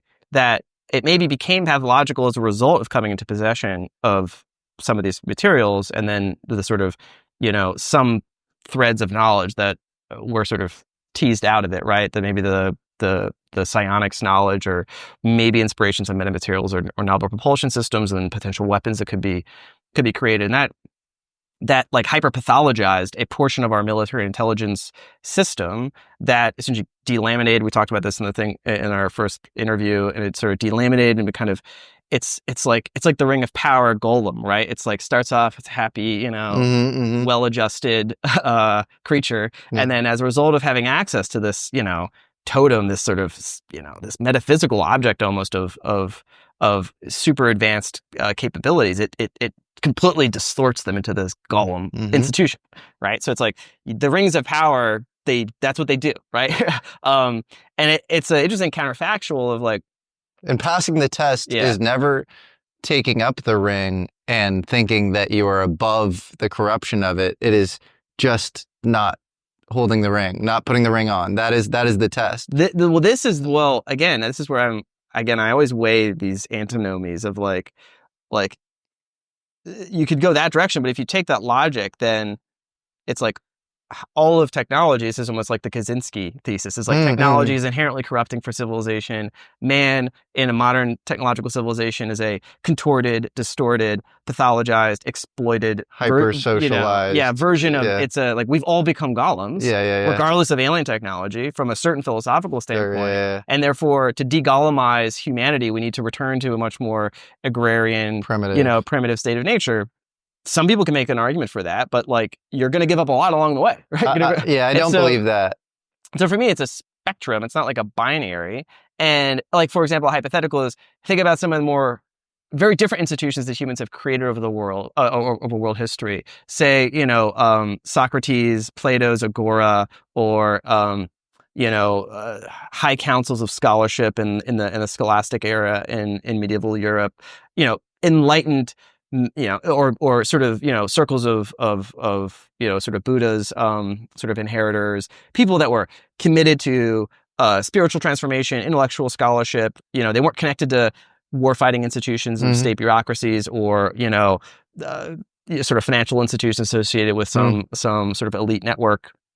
Their institution was focused on knowledge, wisdom, higher purposes. If you had systems of sort of secrecy and reverse engineering that like were guided by those people, would you get the same sort of, blue beings being like, I'm not dealing with those murderers and barbarians on the other side of the hill, right? In Area 51 that Sands alleged. Would you get a much more enlightened interrelationship between, hey, this is a really interesting technology. We'd love to use this to further our civilization and bring humanity, to a much higher plane of being and fulfillment and flourishing. Well, that instead of creating delivery platforms for nukes, right? I believe that. I think seek and ye shall find, and fuck around and you'll find out. And sort of, if you cut to the core of the parapsychological stuff, like you can instantiate it in its most primitive form in this random event generator experiment. And it's just basically the random event generator is like, how much can you affect a random quantum mechanical process, right?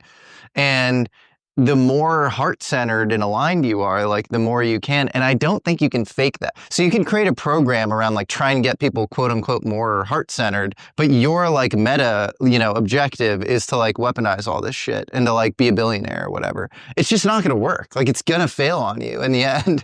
And so like you can lie to a bunch of people about it. And like, it's just, it'll be the myth of Faust or Prometheus, and like you'll blow up. And so like, I do really believe what you just said, which is like if you really want the good stuff to happen, you actually do have to look within and change yourself. If you're buying into this sort of model, the parapsychological model, where your ability to render reality, is commensurate with some sort of, again, this is really loose, but like internal coherence or growth or whatever.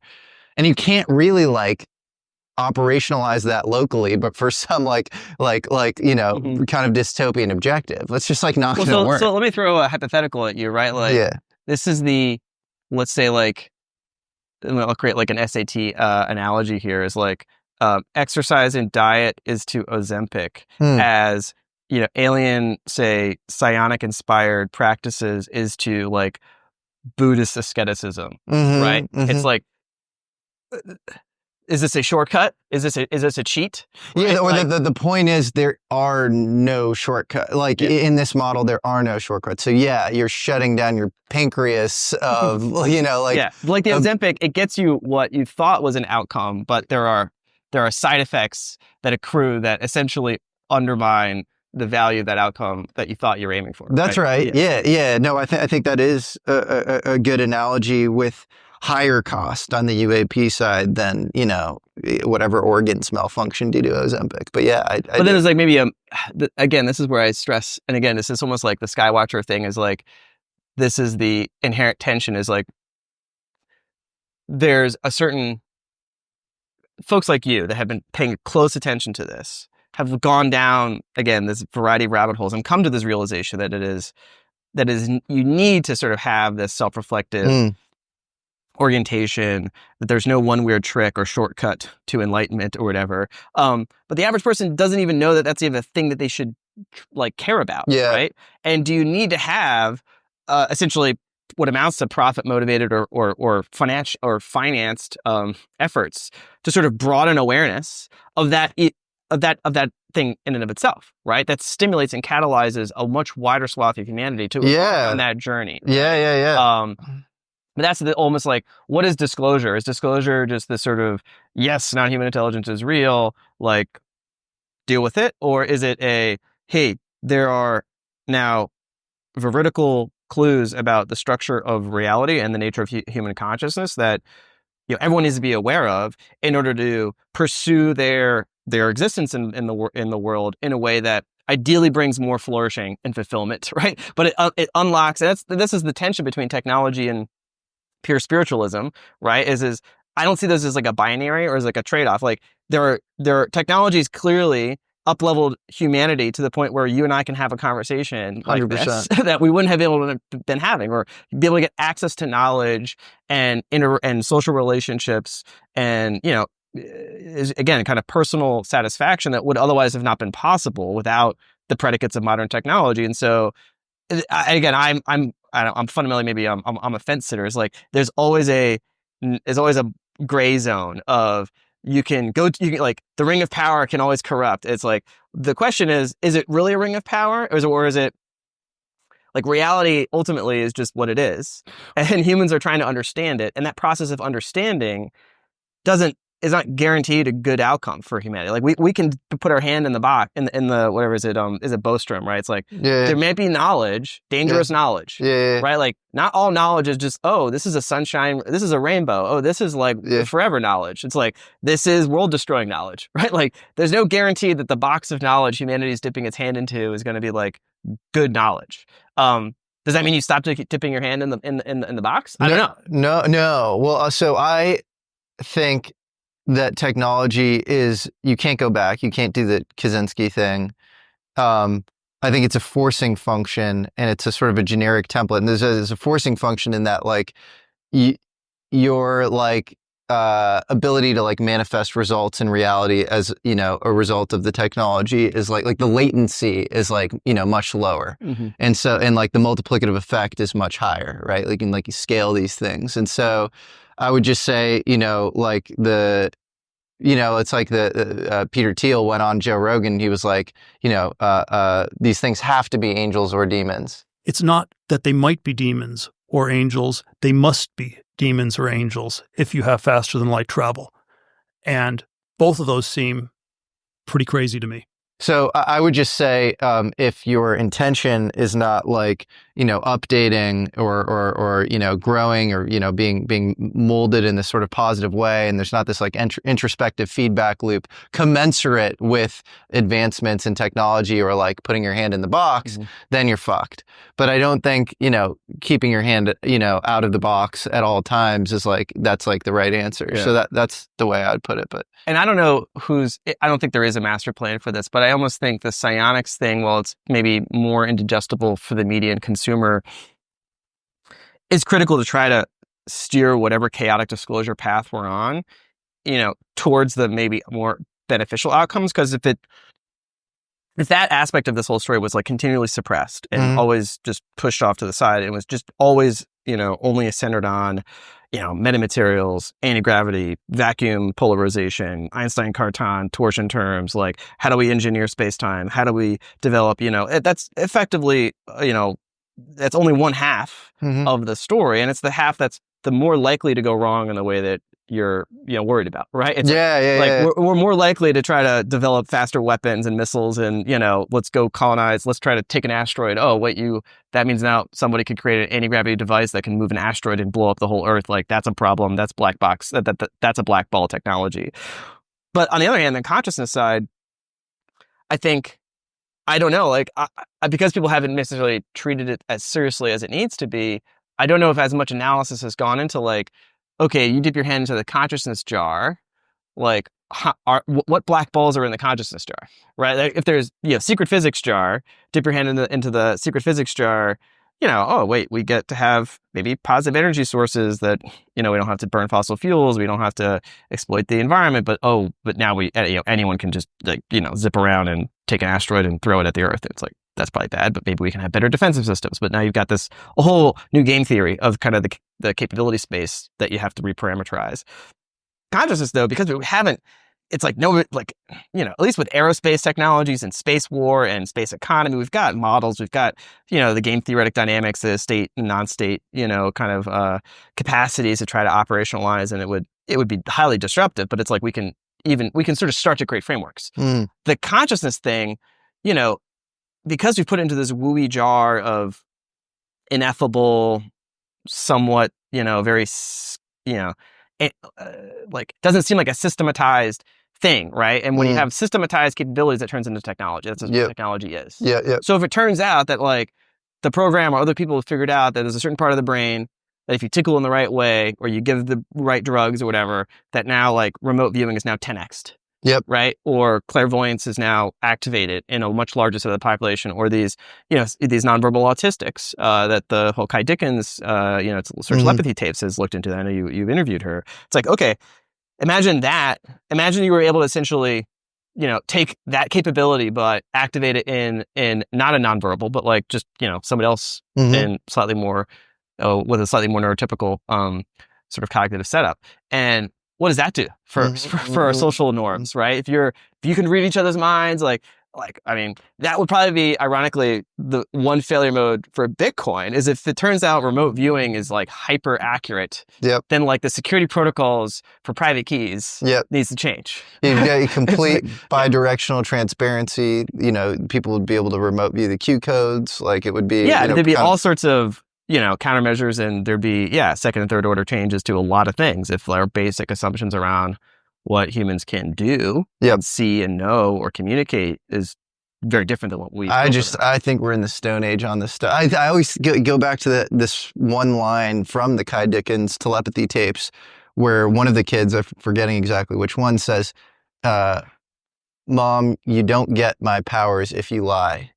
And like, there's something so profound and important about that. And like, it's like this, it's so easy for us to kind of, import our own, let's just isolate, the technique and turn it into a science and make it repeatable, turn it into math somehow. And then there's something actually about like the deeper ontology when you like hear what they're saying. They're talking about God in this like extremely intimate way. And by the way, you were earlier than anybody on the telepathy tapes, but, like that seems more important than, this sort of like need to just turn it into this like locally repeatable science as far as actually even making the thing work. But then even me saying that, like I'm not helping anybody by saying that. Like you literally just have to like fix yourself before you like get into this stuff. And a whole nother thing that you have to like bridge yourself into these different scenarios. But like if something like the Jason Sands scenario is true, and there's essentially like part of our technological exploration of these phenomenon, whether it's the more technical aspects or the the psychotechnical aspects, that's essentially like a semi-regulated human activity, regulated by non-human intelligence per, at least to my perspective, like unknown norms, right? Of sort of behavior. Like what's a permissible experiment that we can run with that technology? Like it's like in a certain sense, you could interpret that cautiously optimistically, that there is some sort of regulative framework that's unknown, to at least to me, that is keeping guardrails on our exploration. Like, we dip our hand in, we start to pick up the black box, and some NHI hand goes, nope, right? Or we start to try to weaponize consciousness in a bad way, and they're like, no, you get turned off, right? Like, I think there's even been accounts in the telepathy. I think they can do that. I think it's a 3-body problem. They can just shut us down whenever they want. So in a certain sense, it's like, okay, well, how many runs at that fence, right, do we get, right, as like a learning, mode? Is like, okay, they're gonna test the fence. That's natural. Every human civilization tests the fence, but an intelligent civilization that keeps testing the fence, that looks like they might try to break through the fence. Well, they need to be put down, right? That's the implicit threat, but also like opportunities. Like, oh, if we recognize the fence is there, and we like stop trying to test the fence line, it's an inherent challenge to our sovereignty and our place in the hierarchy of being, but it then removes the existential risk. And it means that, okay, as long as we recognize we're in this fence, that we can sort of continue to develop ourselves technologically and maybe, psychically, in a garden, essentially, right? And then when we reach a certain level of, maturity, where we're let out. Well, that is, I think, the garden or the fence is like materialist reductionism. And like you see, like with saints, for example, as they sort of like lose their own like materialist reductionist worldview. Not that like many of these people existed pre-materialist reductionism, but like as they start to ascend into like higher kind of, again, I'm using really vague words, but like interactions with the celestial or whatever, it sort of freaks them out, and they like they have to like look within, they have to reform themselves, and it's this sort of like 2 steps forward, 1 step back process. And so I do wonder on some level, like, I've, for example, been so pro disclosure up until now, and it does feel like this sort of Pandora's box. And Pandora's box in the sense that, like, you have hope, but then there's like a whole lot of like, bad stuff that comes with it. I mean, I think this is where we need new institutions, which are fundamentally just more accreted, more formal structures of norms and human sort of collective beliefs, right? Like, this is a phenomenon that we need to construct an entire new institutional framework around, right? Not just an LLC, right? You need actually novel institutions to confront this novel phenomenon. I think the institutions that we created, or kind of that we sort of wrapped around this information, were essentially our military and scientific institutions wedded to the state apparatus in the post-war environment. And those are certain institutions set up by certain people with a certain mission and mandate and psychological orientation to the state and their class and their military and scientific and intelligence prerogatives. And so that institution was what was now sort of absorbed to this technology or this phenomenon, and had to understand it, try to apply it, et cetera. But if you were like starting from scratch, like that would not be the ideal institutions you would want to give like that mandate of like how to level humanity up, right? By minimizing risk and maximizing opportunity for collective success and flourishing, right? Given whatever constraints that might exist. And that means like you truly do need like blank sheet of paper, new institutions. Yeah. Right? From the bottom up. Right, new institutions to study it, to finance it, to organize around it, to diffuse it, to create new norms around it. Like that's a massive human project that we haven't even, because nobody has a collective acceptance that disclosure is a thing coming. But like the big project of post-disclosure is going to be, creating new institutions or adapting, more likely, existing institutions or some combination of the two to carry forward that project. Right. So you think we should build a Bitcoin, exotic physics, and spiritual development foundation? Is that what you're trying to say? This is the game. It's take all your side quests and turn them into the main quests, right? Yeah. And if it's like, I've been on the geopolitical and cyber, intelligence sort of, main quest, and then Bitcoin has now become the main quest, and then UAPs were the side quest, like the next logical move is just to make them all the same thing, right? Yeah. Now, I don't know how to do that, obviously, but I think it's going back to the very beginning of the conversation. It is an interesting phenomenon that like Bitcoin is a sociotechnical system and has elements. It's a core technical breakthrough. It's a piece of software that people are running, but it is also, it's a meme, right? It's a set of collective beliefs. Yeah. And the interesting thing about Bitcoin, the reason why maybe it's like have this like hyper acceleration in terms of its adoption and then kind of this reflexivity is that mimetic socio-technical system has an endogenous asset that essentially gives the believers of that socio-technical system's potential more power in the world to spread the gospel, essentially, right? Yeah. And so there's a flywheel embedded into sort of this mimetic machine. With the UAP subject, there really isn't that flywheel, right? That's built in. You have podcasts, you have advertising revenue for people that are interested in this thing, but it's not like that big, right? But obviously, I think in general, I mean, the Bitcoin community will cast me as an apostate. But I think ultimately the UAP question is more important than the Bitcoin question. Oh, yeah. But I think, the fuel to create the new institutions you need in a post-disclosure world, I think will actually come from Bitcoin. Makes sense. Right? I think you have, and my buddy Zell, he gave me these numbers. He's like, if Bitcoin monetizes to the level of gold, right? Relatively on a global, say market cap or sort of market value basis, then you'll have roughly equal numbers of Bitcoin billionaires and say fiat billionaires in the world. That's wild. Which is kind of a unique historical circumstance. Oh, yeah. Right? That you have this new class of very wealthy people that all basically believe very similar things and are also very heterodox thinkers. They're relatively young, and they've now had success in building a sort of a novel global non-state institution that's now given them a lot of political power, right? And they're probably interested in lots of things, right? They're probably curious about the world. And they're not, wedded to, particularly, and they probably want to have an impact with that wealth, right? What do? You have a bunch of Bitcoin, like, congrats, right? Go on your island, like, chill. Or like maybe you should invest in the deepest secrets of the universe and like help unlock humanity's potential. That would be cool if the billionaires weren't just posturing around who has a bigger yacht or whatever, buying private islands. I mean, wouldn't it be like amazing just to endow like a research syndicate and a institution that is like, imagine if you had the philosopher kings of ancient Greece with alien craft and billions of dollars. That would be awesome. So I think that would be really, really cool. Just like, I think that some of what I worry about, as far as what might be happening now is like this like need to like operationalize, like you have no priors on the history of success on the program itself. You have very little priors. It's just this black box, and you're like operationalizing these like little things kind of as an extension, like this sort of private, public partnership de facto thing or whatever. And like, I worry about that if you don't have like a good mental map of like what's going on overall. Just like I would worry about like the government doing things without any sort of mental map, just because like your only mandate is like national security. And so I do think like having the, modern Plato symposium is like a fantastic idea. And just people who are good-willed or earnest, just trying to figure out a map.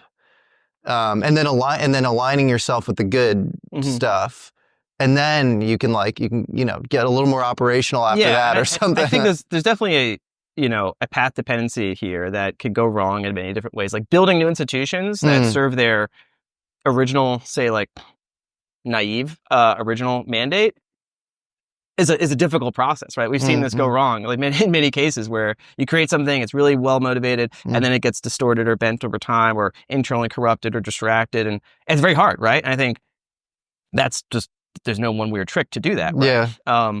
But it's a project that it seems like I don't think we're ready to do that right now. I think, but it is a project that I think you would need to focus on in a post-disclosure environment, right? I think right now we're in this moment where we're not there. And so it's like, well, how do you catalyze disclosure without waiting for big daddy government to give it to you?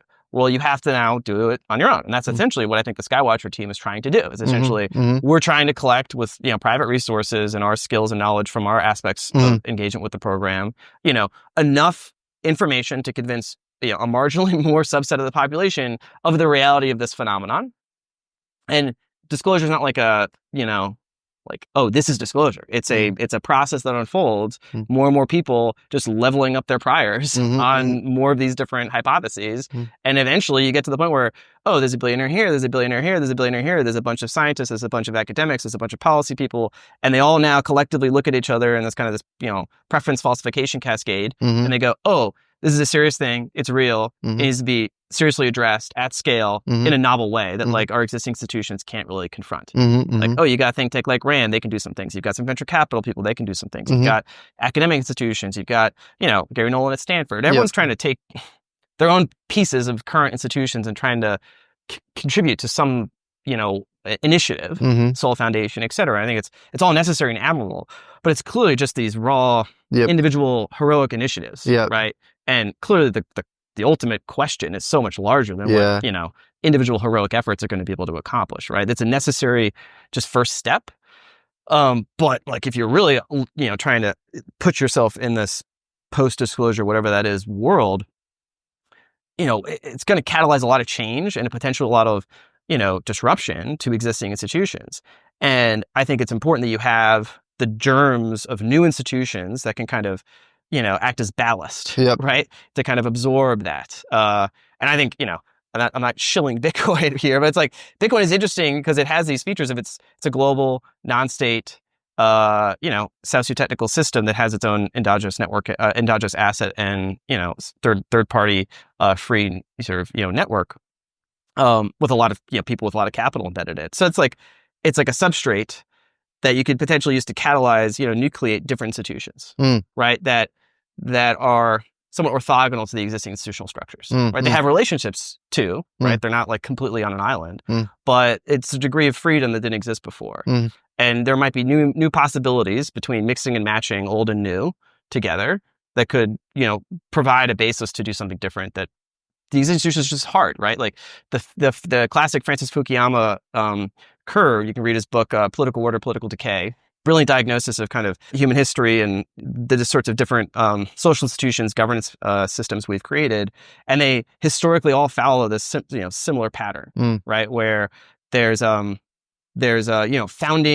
partners, right, of the state or even religious organizations, and they're imbued with energy. They're successful because they solved some aspect of a novel problem in the environment that the existing institutions couldn't, right? So they now have the alpha, right? They're now creating something new, and they've figured out a new niche to expand and explore, and they can build something, right? A new institution, and it gets momentum, it gets energy. They're creating something. They have a sense of purpose and vision and sort of founding. It's like the founding fathers of America, et cetera. Like those are idolized because there was that's like they were creating this novel institution called America.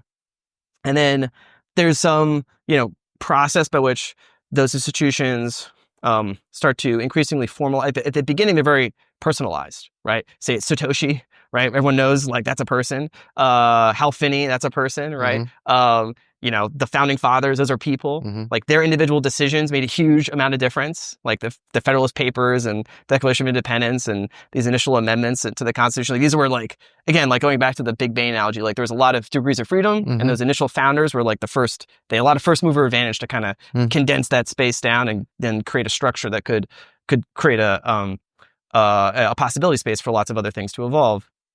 But in a political kind of evolution, like in Fukuyama's terms, that starts to get settled, and then the next generations kind of refine, optimize, formalize, depersonalize those institutions, right? Now it's like a bureaucracy with titles and roles that get handed down on a result, ideally of merit. It's not just like the brother or cousin or son that takes on that role, and that's a formal modern institutional structure. And that usually works for some time until, like any institutional structure, like software code, you start from scratch and it usually does what it's supposed to do. Over time, you have to, edit, add additional, modules, or make, a new programmer comes in and slaps something different on, and it starts to develop, what's called Bohm's law, which is like rot. Software tends to rot, like on like a mathematical curve. And I think the same thing is with human institutions, which are systems of norms and rules, basically embedded into a certain institutional framework. And so you get to this point where the rules basically start to become overburdened, and they are increasingly rigid, and they can't adapt to what ultimately, world is chaos, world is change. And so human institutions that go through this pattern eventually start to lag reality, right? And there's inefficiencies, there's costs that start to accrue over time. And you get to this critical point in any institution where the systems of rules become too rigid and they can't adapt to reality, and the lag, the gap between essentially their design and the need for them to perform given the external environment becomes too great, and they're very brittle. And then you get a shock. You get a war, you get a famine, you get a cyber attack now, like who knows? Something happens and it breaks the institution. It's like a nonlinear change. And then everyone realizes, oh, this is not going to work anymore. Right. And then, everyone along the line is sort of, okay, kick the can. It's worked well this far. That curve will just keep going. I don't want to have to make the hard choices on my watch, right? Like just make it someone else's problem, in the next election, et cetera. And that works, up until it doesn't. Right. And then the institutions really break, and then there's a crisis. And then you have to make a call. You either eventually just it's like post-Soviet Russia, where it's just the institutions are completely demoralized and just taken apart and, privatized, and the mafias take over, and you really degrade society back to a very pre-state state, right? It's warlordism, essentially, factionalism.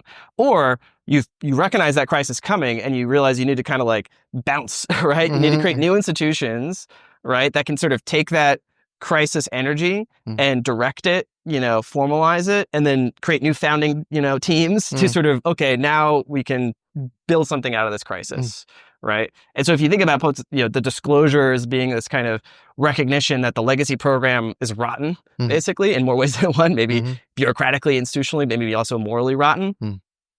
And it may be in the process of breaking, basically, right? Everyone's defecting out of it, right? That's what seems to be happening. That's also what you see happening when other institutions break, right? People look around, they go, oh, well, this isn't going to, my future isn't here anymore. I got to get out.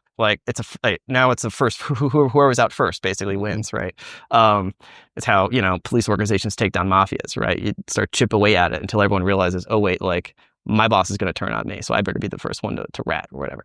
So you get this nonlinear cascade collapse. And if that's what's happening here, okay, it's maybe good from one perspective, the rotten institution is failing, but that can go really wrong if you don't have, in mind new institutions that you want to, start to nucleate that can sort of take that energy in a much more positive direction.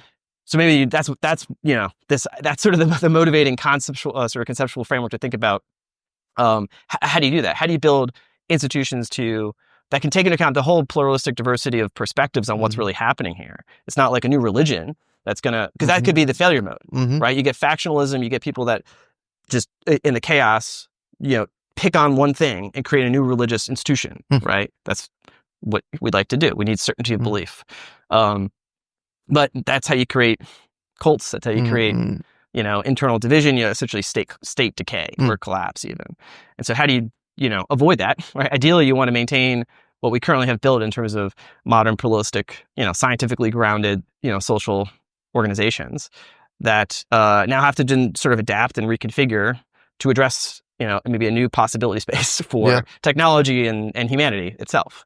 And that's a non-trivial thing to do, but I don't know, it seems like an important project. And you look around, who's got the money to fund that? That would be crazy enough to try, right? I actually think it'd probably be a bunch of Bitcoiners that would be willing to do that, right? They'd be we kind of did that, with Bitcoin. This is the next bit, right? We're gonna do that next. So that might be a bit of a LARP right now, but I don't know. It's non-trivial to me that in the next few years you could see something like that get created. I think it'd be kind of cool. Well, I'm curious to see where things go from here, Matt, and I feel like you're on the forefront of so much of it, and it's an exciting, wild time. I have a feeling 2025 is just going to be one of the weirdest years we've had, maybe in a millennium. I mean, I think it's a safe prediction at any given year to say this will be the weirdest year. I think that we're just on that curve. And just, it's getting weirder and weirder. And so it's more about the derivative of weirdness. Is that going to accelerate? I think it might be a stepwise leap, but I don't know. Yeah. Well, that's one little personal commentary is this is the interesting thing is, wrapping all this together, the Bitcoin, the AI, the alien, these things are, if you imagine there's this median distribution of opinion, what's considered kind of inside the Overton window, and it's a distribution, and there's some ineffable sort of zone outside where if you're outside that zone, you're either a conspiracy theorist, you're a fringe kook, you're you're out there, right? And then there are things that are legitimate, but kind of still considered somewhat impolite, and that's almost like Havana syndrome sorts of stuff, right? It's just inside the Overton window, but disputed, but people say it's a kooky thing, but but now it's increasingly a serious thing. And what's fascinating is individuals, right? And maybe myself, right? I've sort of gravitated to sort of stay on that, whatever that liminal zone is. I think, I don't know, psychologically, but I'm just attracted to that part of like things that are coming in off of that side of the distribution. But you almost think about it as like a wave, because I think that whole distribution of itself is moving, right? And so ironically, if I like picked a certain point on that curve and just stayed there, like what my like fringe opinions on Bitcoin and UAPs 4 or 5 years ago are now like increasingly like normie. Right? And so it's like if I don't like constantly try to look further out, right? It's like, oh, the reality of non-human intelligence was like fully out there. It was now so it's weird. like coming in, and now you've got this new. Now you got psionics. It's like, oof. Well, okay, that's the new thing out there. But that's probably also coming in. So like this whole curve, I'm looking at, I'm like, and I'm just, I didn't know what the shape of that curve is. All I know is like where I am sort of on it through like I get sort of subtle feedback on Twitter and professional and semi-professional networks of like where am I on this curve? It's like a clue to how fast the median shape is moving. And it seems like that whole shape is moving this direction, right? Which is, if you take any stats class, like if you move the mean of a distribution, like the tails explode, right? There's like an asymmetric like effect. Like if you cut off the left side, right, the right side explodes, right?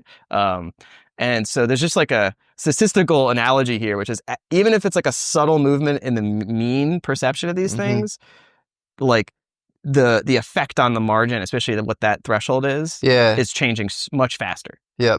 I think that's what you see now. That's what your podcast represents. Right? I think that's the alpha of the Jesse Michels podcast. Well, it's hilarious. It's funny to watch these like people who have credentials that well exceed mine, but they're like they have to like call me like on Signal or something, and they have to just be like, okay, maybe there's something here, and like, send me some papers on it or whatever. They can't like kind of like fully like own it because it's like too fringy for them. And so it's like this, and then they do some like hedging thing publicly where they're like, we should look into this, but there's 99% like nothing there. And then you just watch them like crumbling like over time, like as they realize everything's just way weirder than they think. And there is something nice about like not being in that, not having to play that game, like not having to like optics or, care about optics or like posture at all. If any of these weirder frameworks are real, you can't have your talented STEM students just growing up not thinking they exist. Like that doesn't work.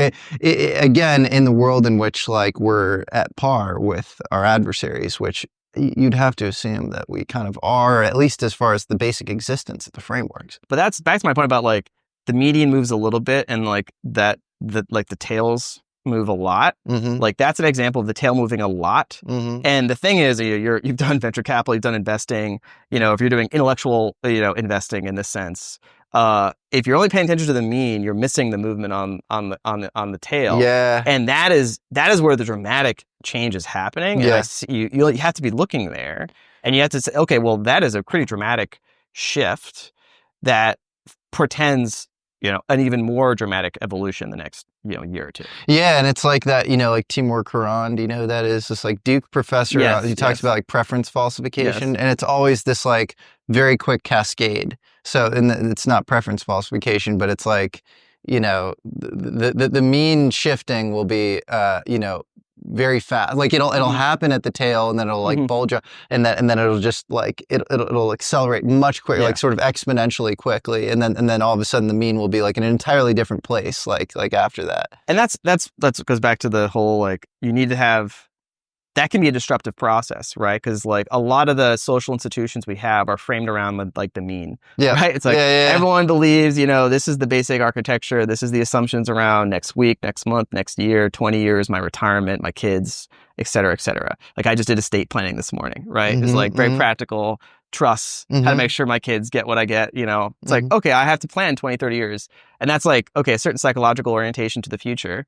But then you've got these other developments here. And even I, who pay very close attention to it, it's very hard to try to stitch those together. Oh, it's extremely right? It's like, how do I know I need to do this. This is like what I need to do, right? But like, I don't really know what 20, 30 years is going to look like. Put it on Bitcoin. Right? That's an insane, like, it's just so much, it's like an event horizon. Do you think, which I can't really see. Do you think like, I think FDR bought like a huge percentage of like the gold supply and like put it in Fort Knox, and then post Bretton Woods, this is a total oversimplification, but you could say that a lot of American foreign policy was just like governed by the need to have somewhat control or like friendly, eyes on like some percentage of like the world's crude oil or something. Yeah. Do you think that Bitcoin becomes that now? Especially if you were to get these sort of like breakthroughs in energy. Like say you get something weird on the UAP side, you get some you get over unity, or you get free energy or something, and fusion works,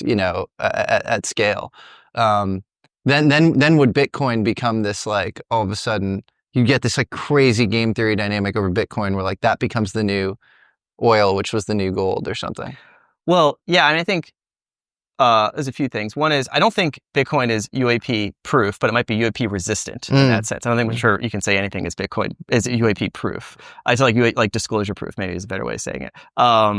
Like I think I had like a semi tongue-in-cheek tweet like 4 or 5 years ago that's like, what's your UAP hedge? #Bitcoin. And it was a response to this like FT Alpha article that's talking about like financial stability risks associated with UAPs, disclosure, right? Uncertainty, technological paradigms being changed, stranded assets, sociological, religious, institutional disruptions, et cetera. The whole kit and caboodle. Which is interesting, right? From an investor's perspective, which is you want to hold your money for the long term. Most people have a balanced weighted assets of like sovereign debt, right? Mostly treasury bonds. Maybe some people have some gold, right? It's the old standby in case things get totally crazy. You've got, diversified equity exposure to make sure there's any technology changes, right? New paradigms, whether it's big tech, you've got energy utility plays, and then maybe you have your flyer 2 to 5% Bitcoin kind of like thing. That's probably the new investment sort of, just sort of distribution.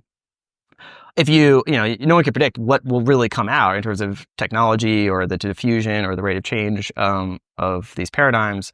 But even if you just get 1 or 2 big changes, right? Say you do get not free energy, because I don't think that's physically possible in the universe. There's no such thing as free energy, but you get extremely high energy return on energy invested sorts of systems. Maybe you can draw energy out of the vacuum, but there's no such thing as free energy. You actually have to do some amount of work, but it's going to be like a high payoff relative to your whatever engineering devices you have to put together. And we're not even sure if that's physically possible, because you can do Casimir to just get to do this, but that's a reversible process. You have to you can't develop an engine based off of that. At least not to my knowledge. But then say you do get something like anti-gravity or some novel propulsion system that allows you to pull forward, say, the feasibility of asteroid mining at scale by 10 or 20 years. Like that's now on the horizon for just conventional propulsion. And we know that if you can do asteroid mining, you can probably get massive amounts of these right now very scarce resources don't become scarce anymore.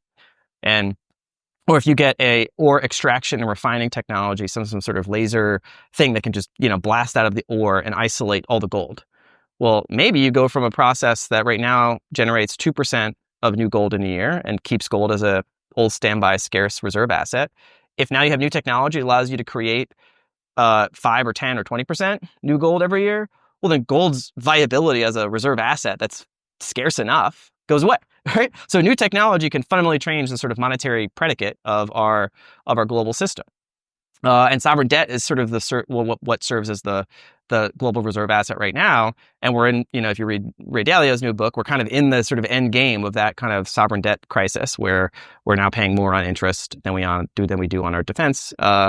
And we're heading to the point where you get this reflexivity where now the Fed cuts rates on the short end and the long end goes up by an equivalent or maybe even more. It's a classic symptom of sort of late stage debt cycles. And, it's very hard to get out of those without essentially monetizing the debt, financial repression, capital controls. It's usually what you see, right? You have to, inflate the debt away or you risk cascading defaults and Great Depression. So you've got to effectively cap rates, run the economy hot, try to devalue. But the more debt you have, the more of a pain you have to impose. You've got to isolate sources of capital and impose losses on them. And so they're going to be fleeing to, and that's usually, essentially, that's the bond market that has to get effectively, taken out back and shot, right? And usually the governments don't forecast that. They don't give people clues. It just happens, right? That's how you make sure the sheep are all in the pen and then you cull the herd. So you're going to have to anesthetize the global bond market, the global sovereign bond market in particular. It's not just the US, it's basically the whole world at this point. And so there's going to be this movement to, harder assets that are harder to do that too, right? So gold and Bitcoin, that's kind of become almost consensus now among major institutional investors, Ray Dalio, et cetera. I think right now the basic ratio is like a 5 or 10 to 1 gold to Bitcoin allocation in terms of the level of trust, in the institutional levels between gold and Bitcoin. But that seems to be the posture, right? In fact, there was a story in the FT that the London gold vaults are basically being emptied because a bunch of it's all moved to New York essentially. Because they're worried about tariffs, but I think there's other things going on there too.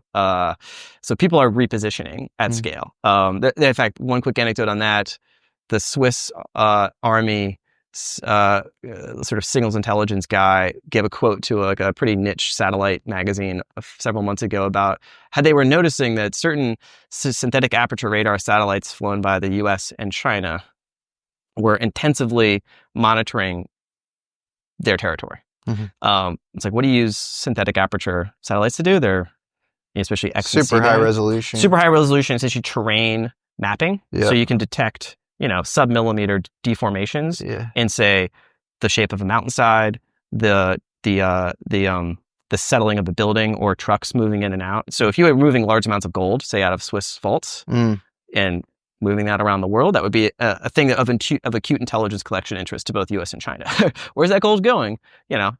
Gold's hard to track otherwise, right? There's no blockchain for gold. And if you look at the balance of disclosed transfers, there's been a huge amount of imports to Saudi Arabia from Swiss in terms of the gold account. So anyways, that's a bit of a sidebar on the monetary side. But this is... Wait. You got to close that loop. Yes.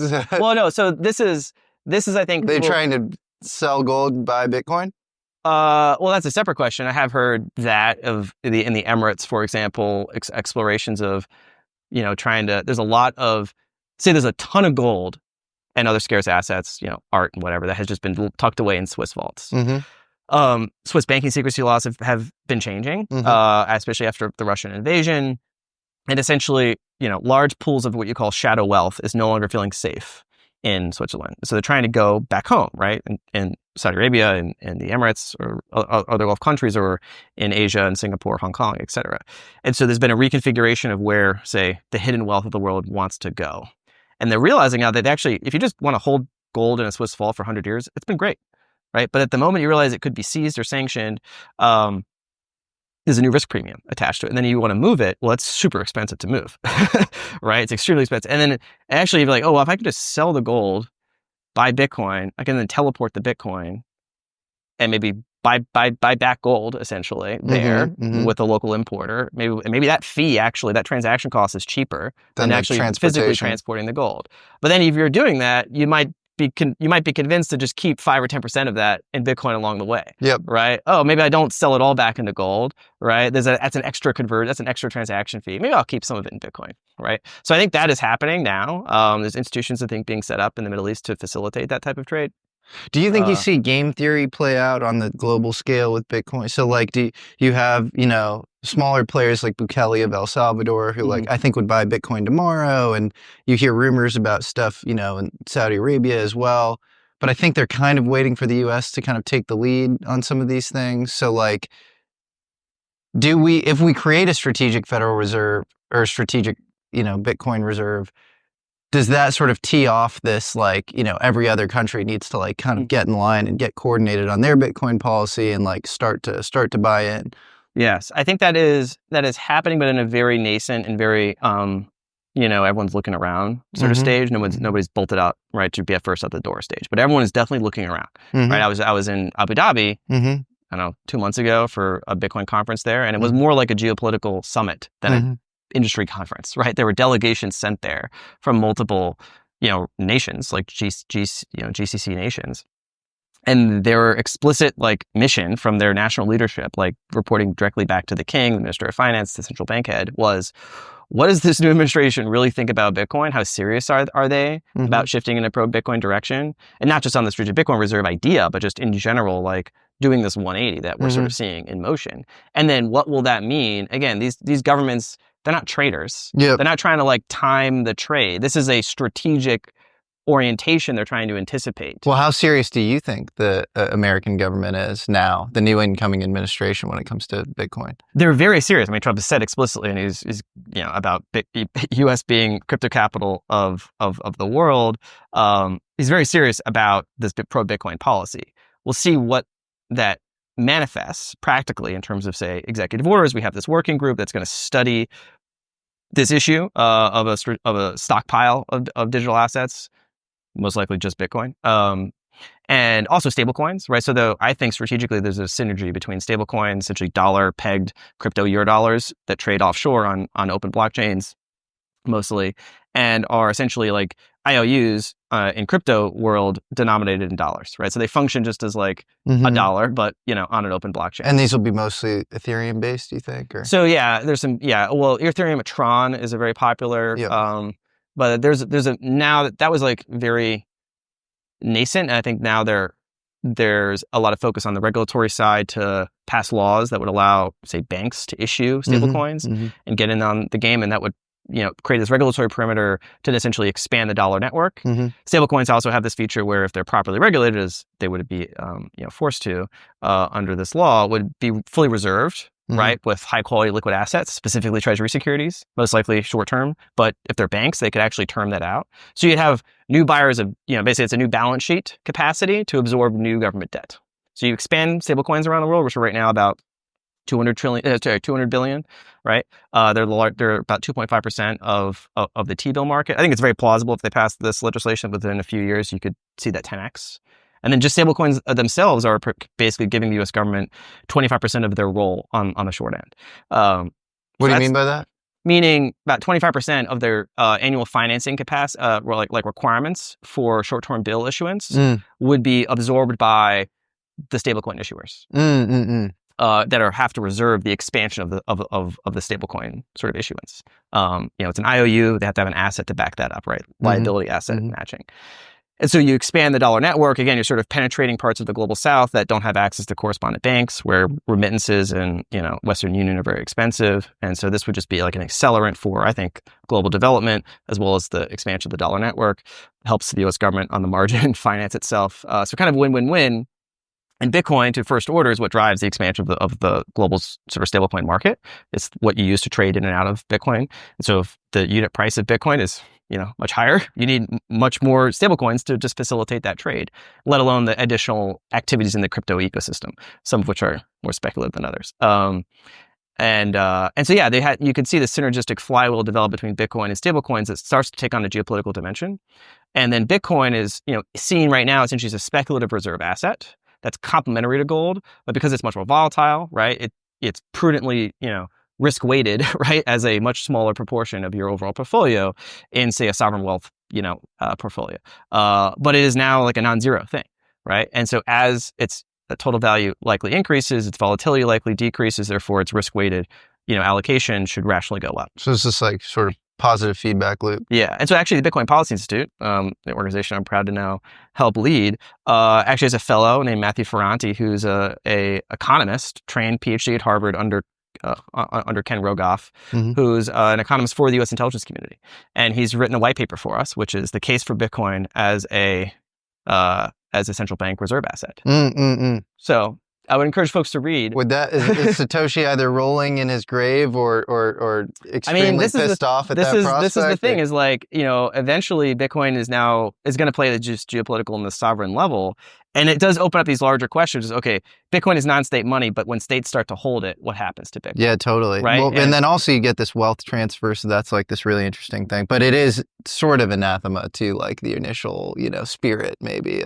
You could say, you read the early forums and Hal Finney was calling for a Bitcoin price of 10 million and thought that states would buy it and it would just be like a global money, right? Yeah. And the question is, the argument was more, is there a central issuer that can control the supply or censor transactions? Yep. Right? The government owning Bitcoin does not change the supply of Bitcoin. It doesn't restrict anybody's ability to transact. Yeah. Right? They're just a participant in the network like anybody else, and they're subject to its rule set as much as everybody else's, right? Yeah. And so this is the thing. There are more second order effects, though, that are important to assess. And as BPI, I think we'll be taking a very close look at these, which is more on the nuance associated with the development ecosystem, which is this rough consensus model. You've got Bitcoin developers, you've got kind of this community of folks that are very invested in Bitcoin technical development. And there's always a lot of, conversations of, it's an open source money project, right? There's just code, right? And so it's like, what sorts of BIPs, Bitcoin improvement proposals are going to be considered? And that conversation was happening at some levels, and then there's big companies that get involved, and that potentially changes some of the inherent dynamics associated with that consensus model. Now you've got, say, Bitcoin miners are a big constituency. There are certain things that they would rather see versus other things. Whereas the individual user or developer or custodian, like they all have their own interests in Bitcoin, right? And those are going to be reflected in the kind of the dynamic political economy of Bitcoin.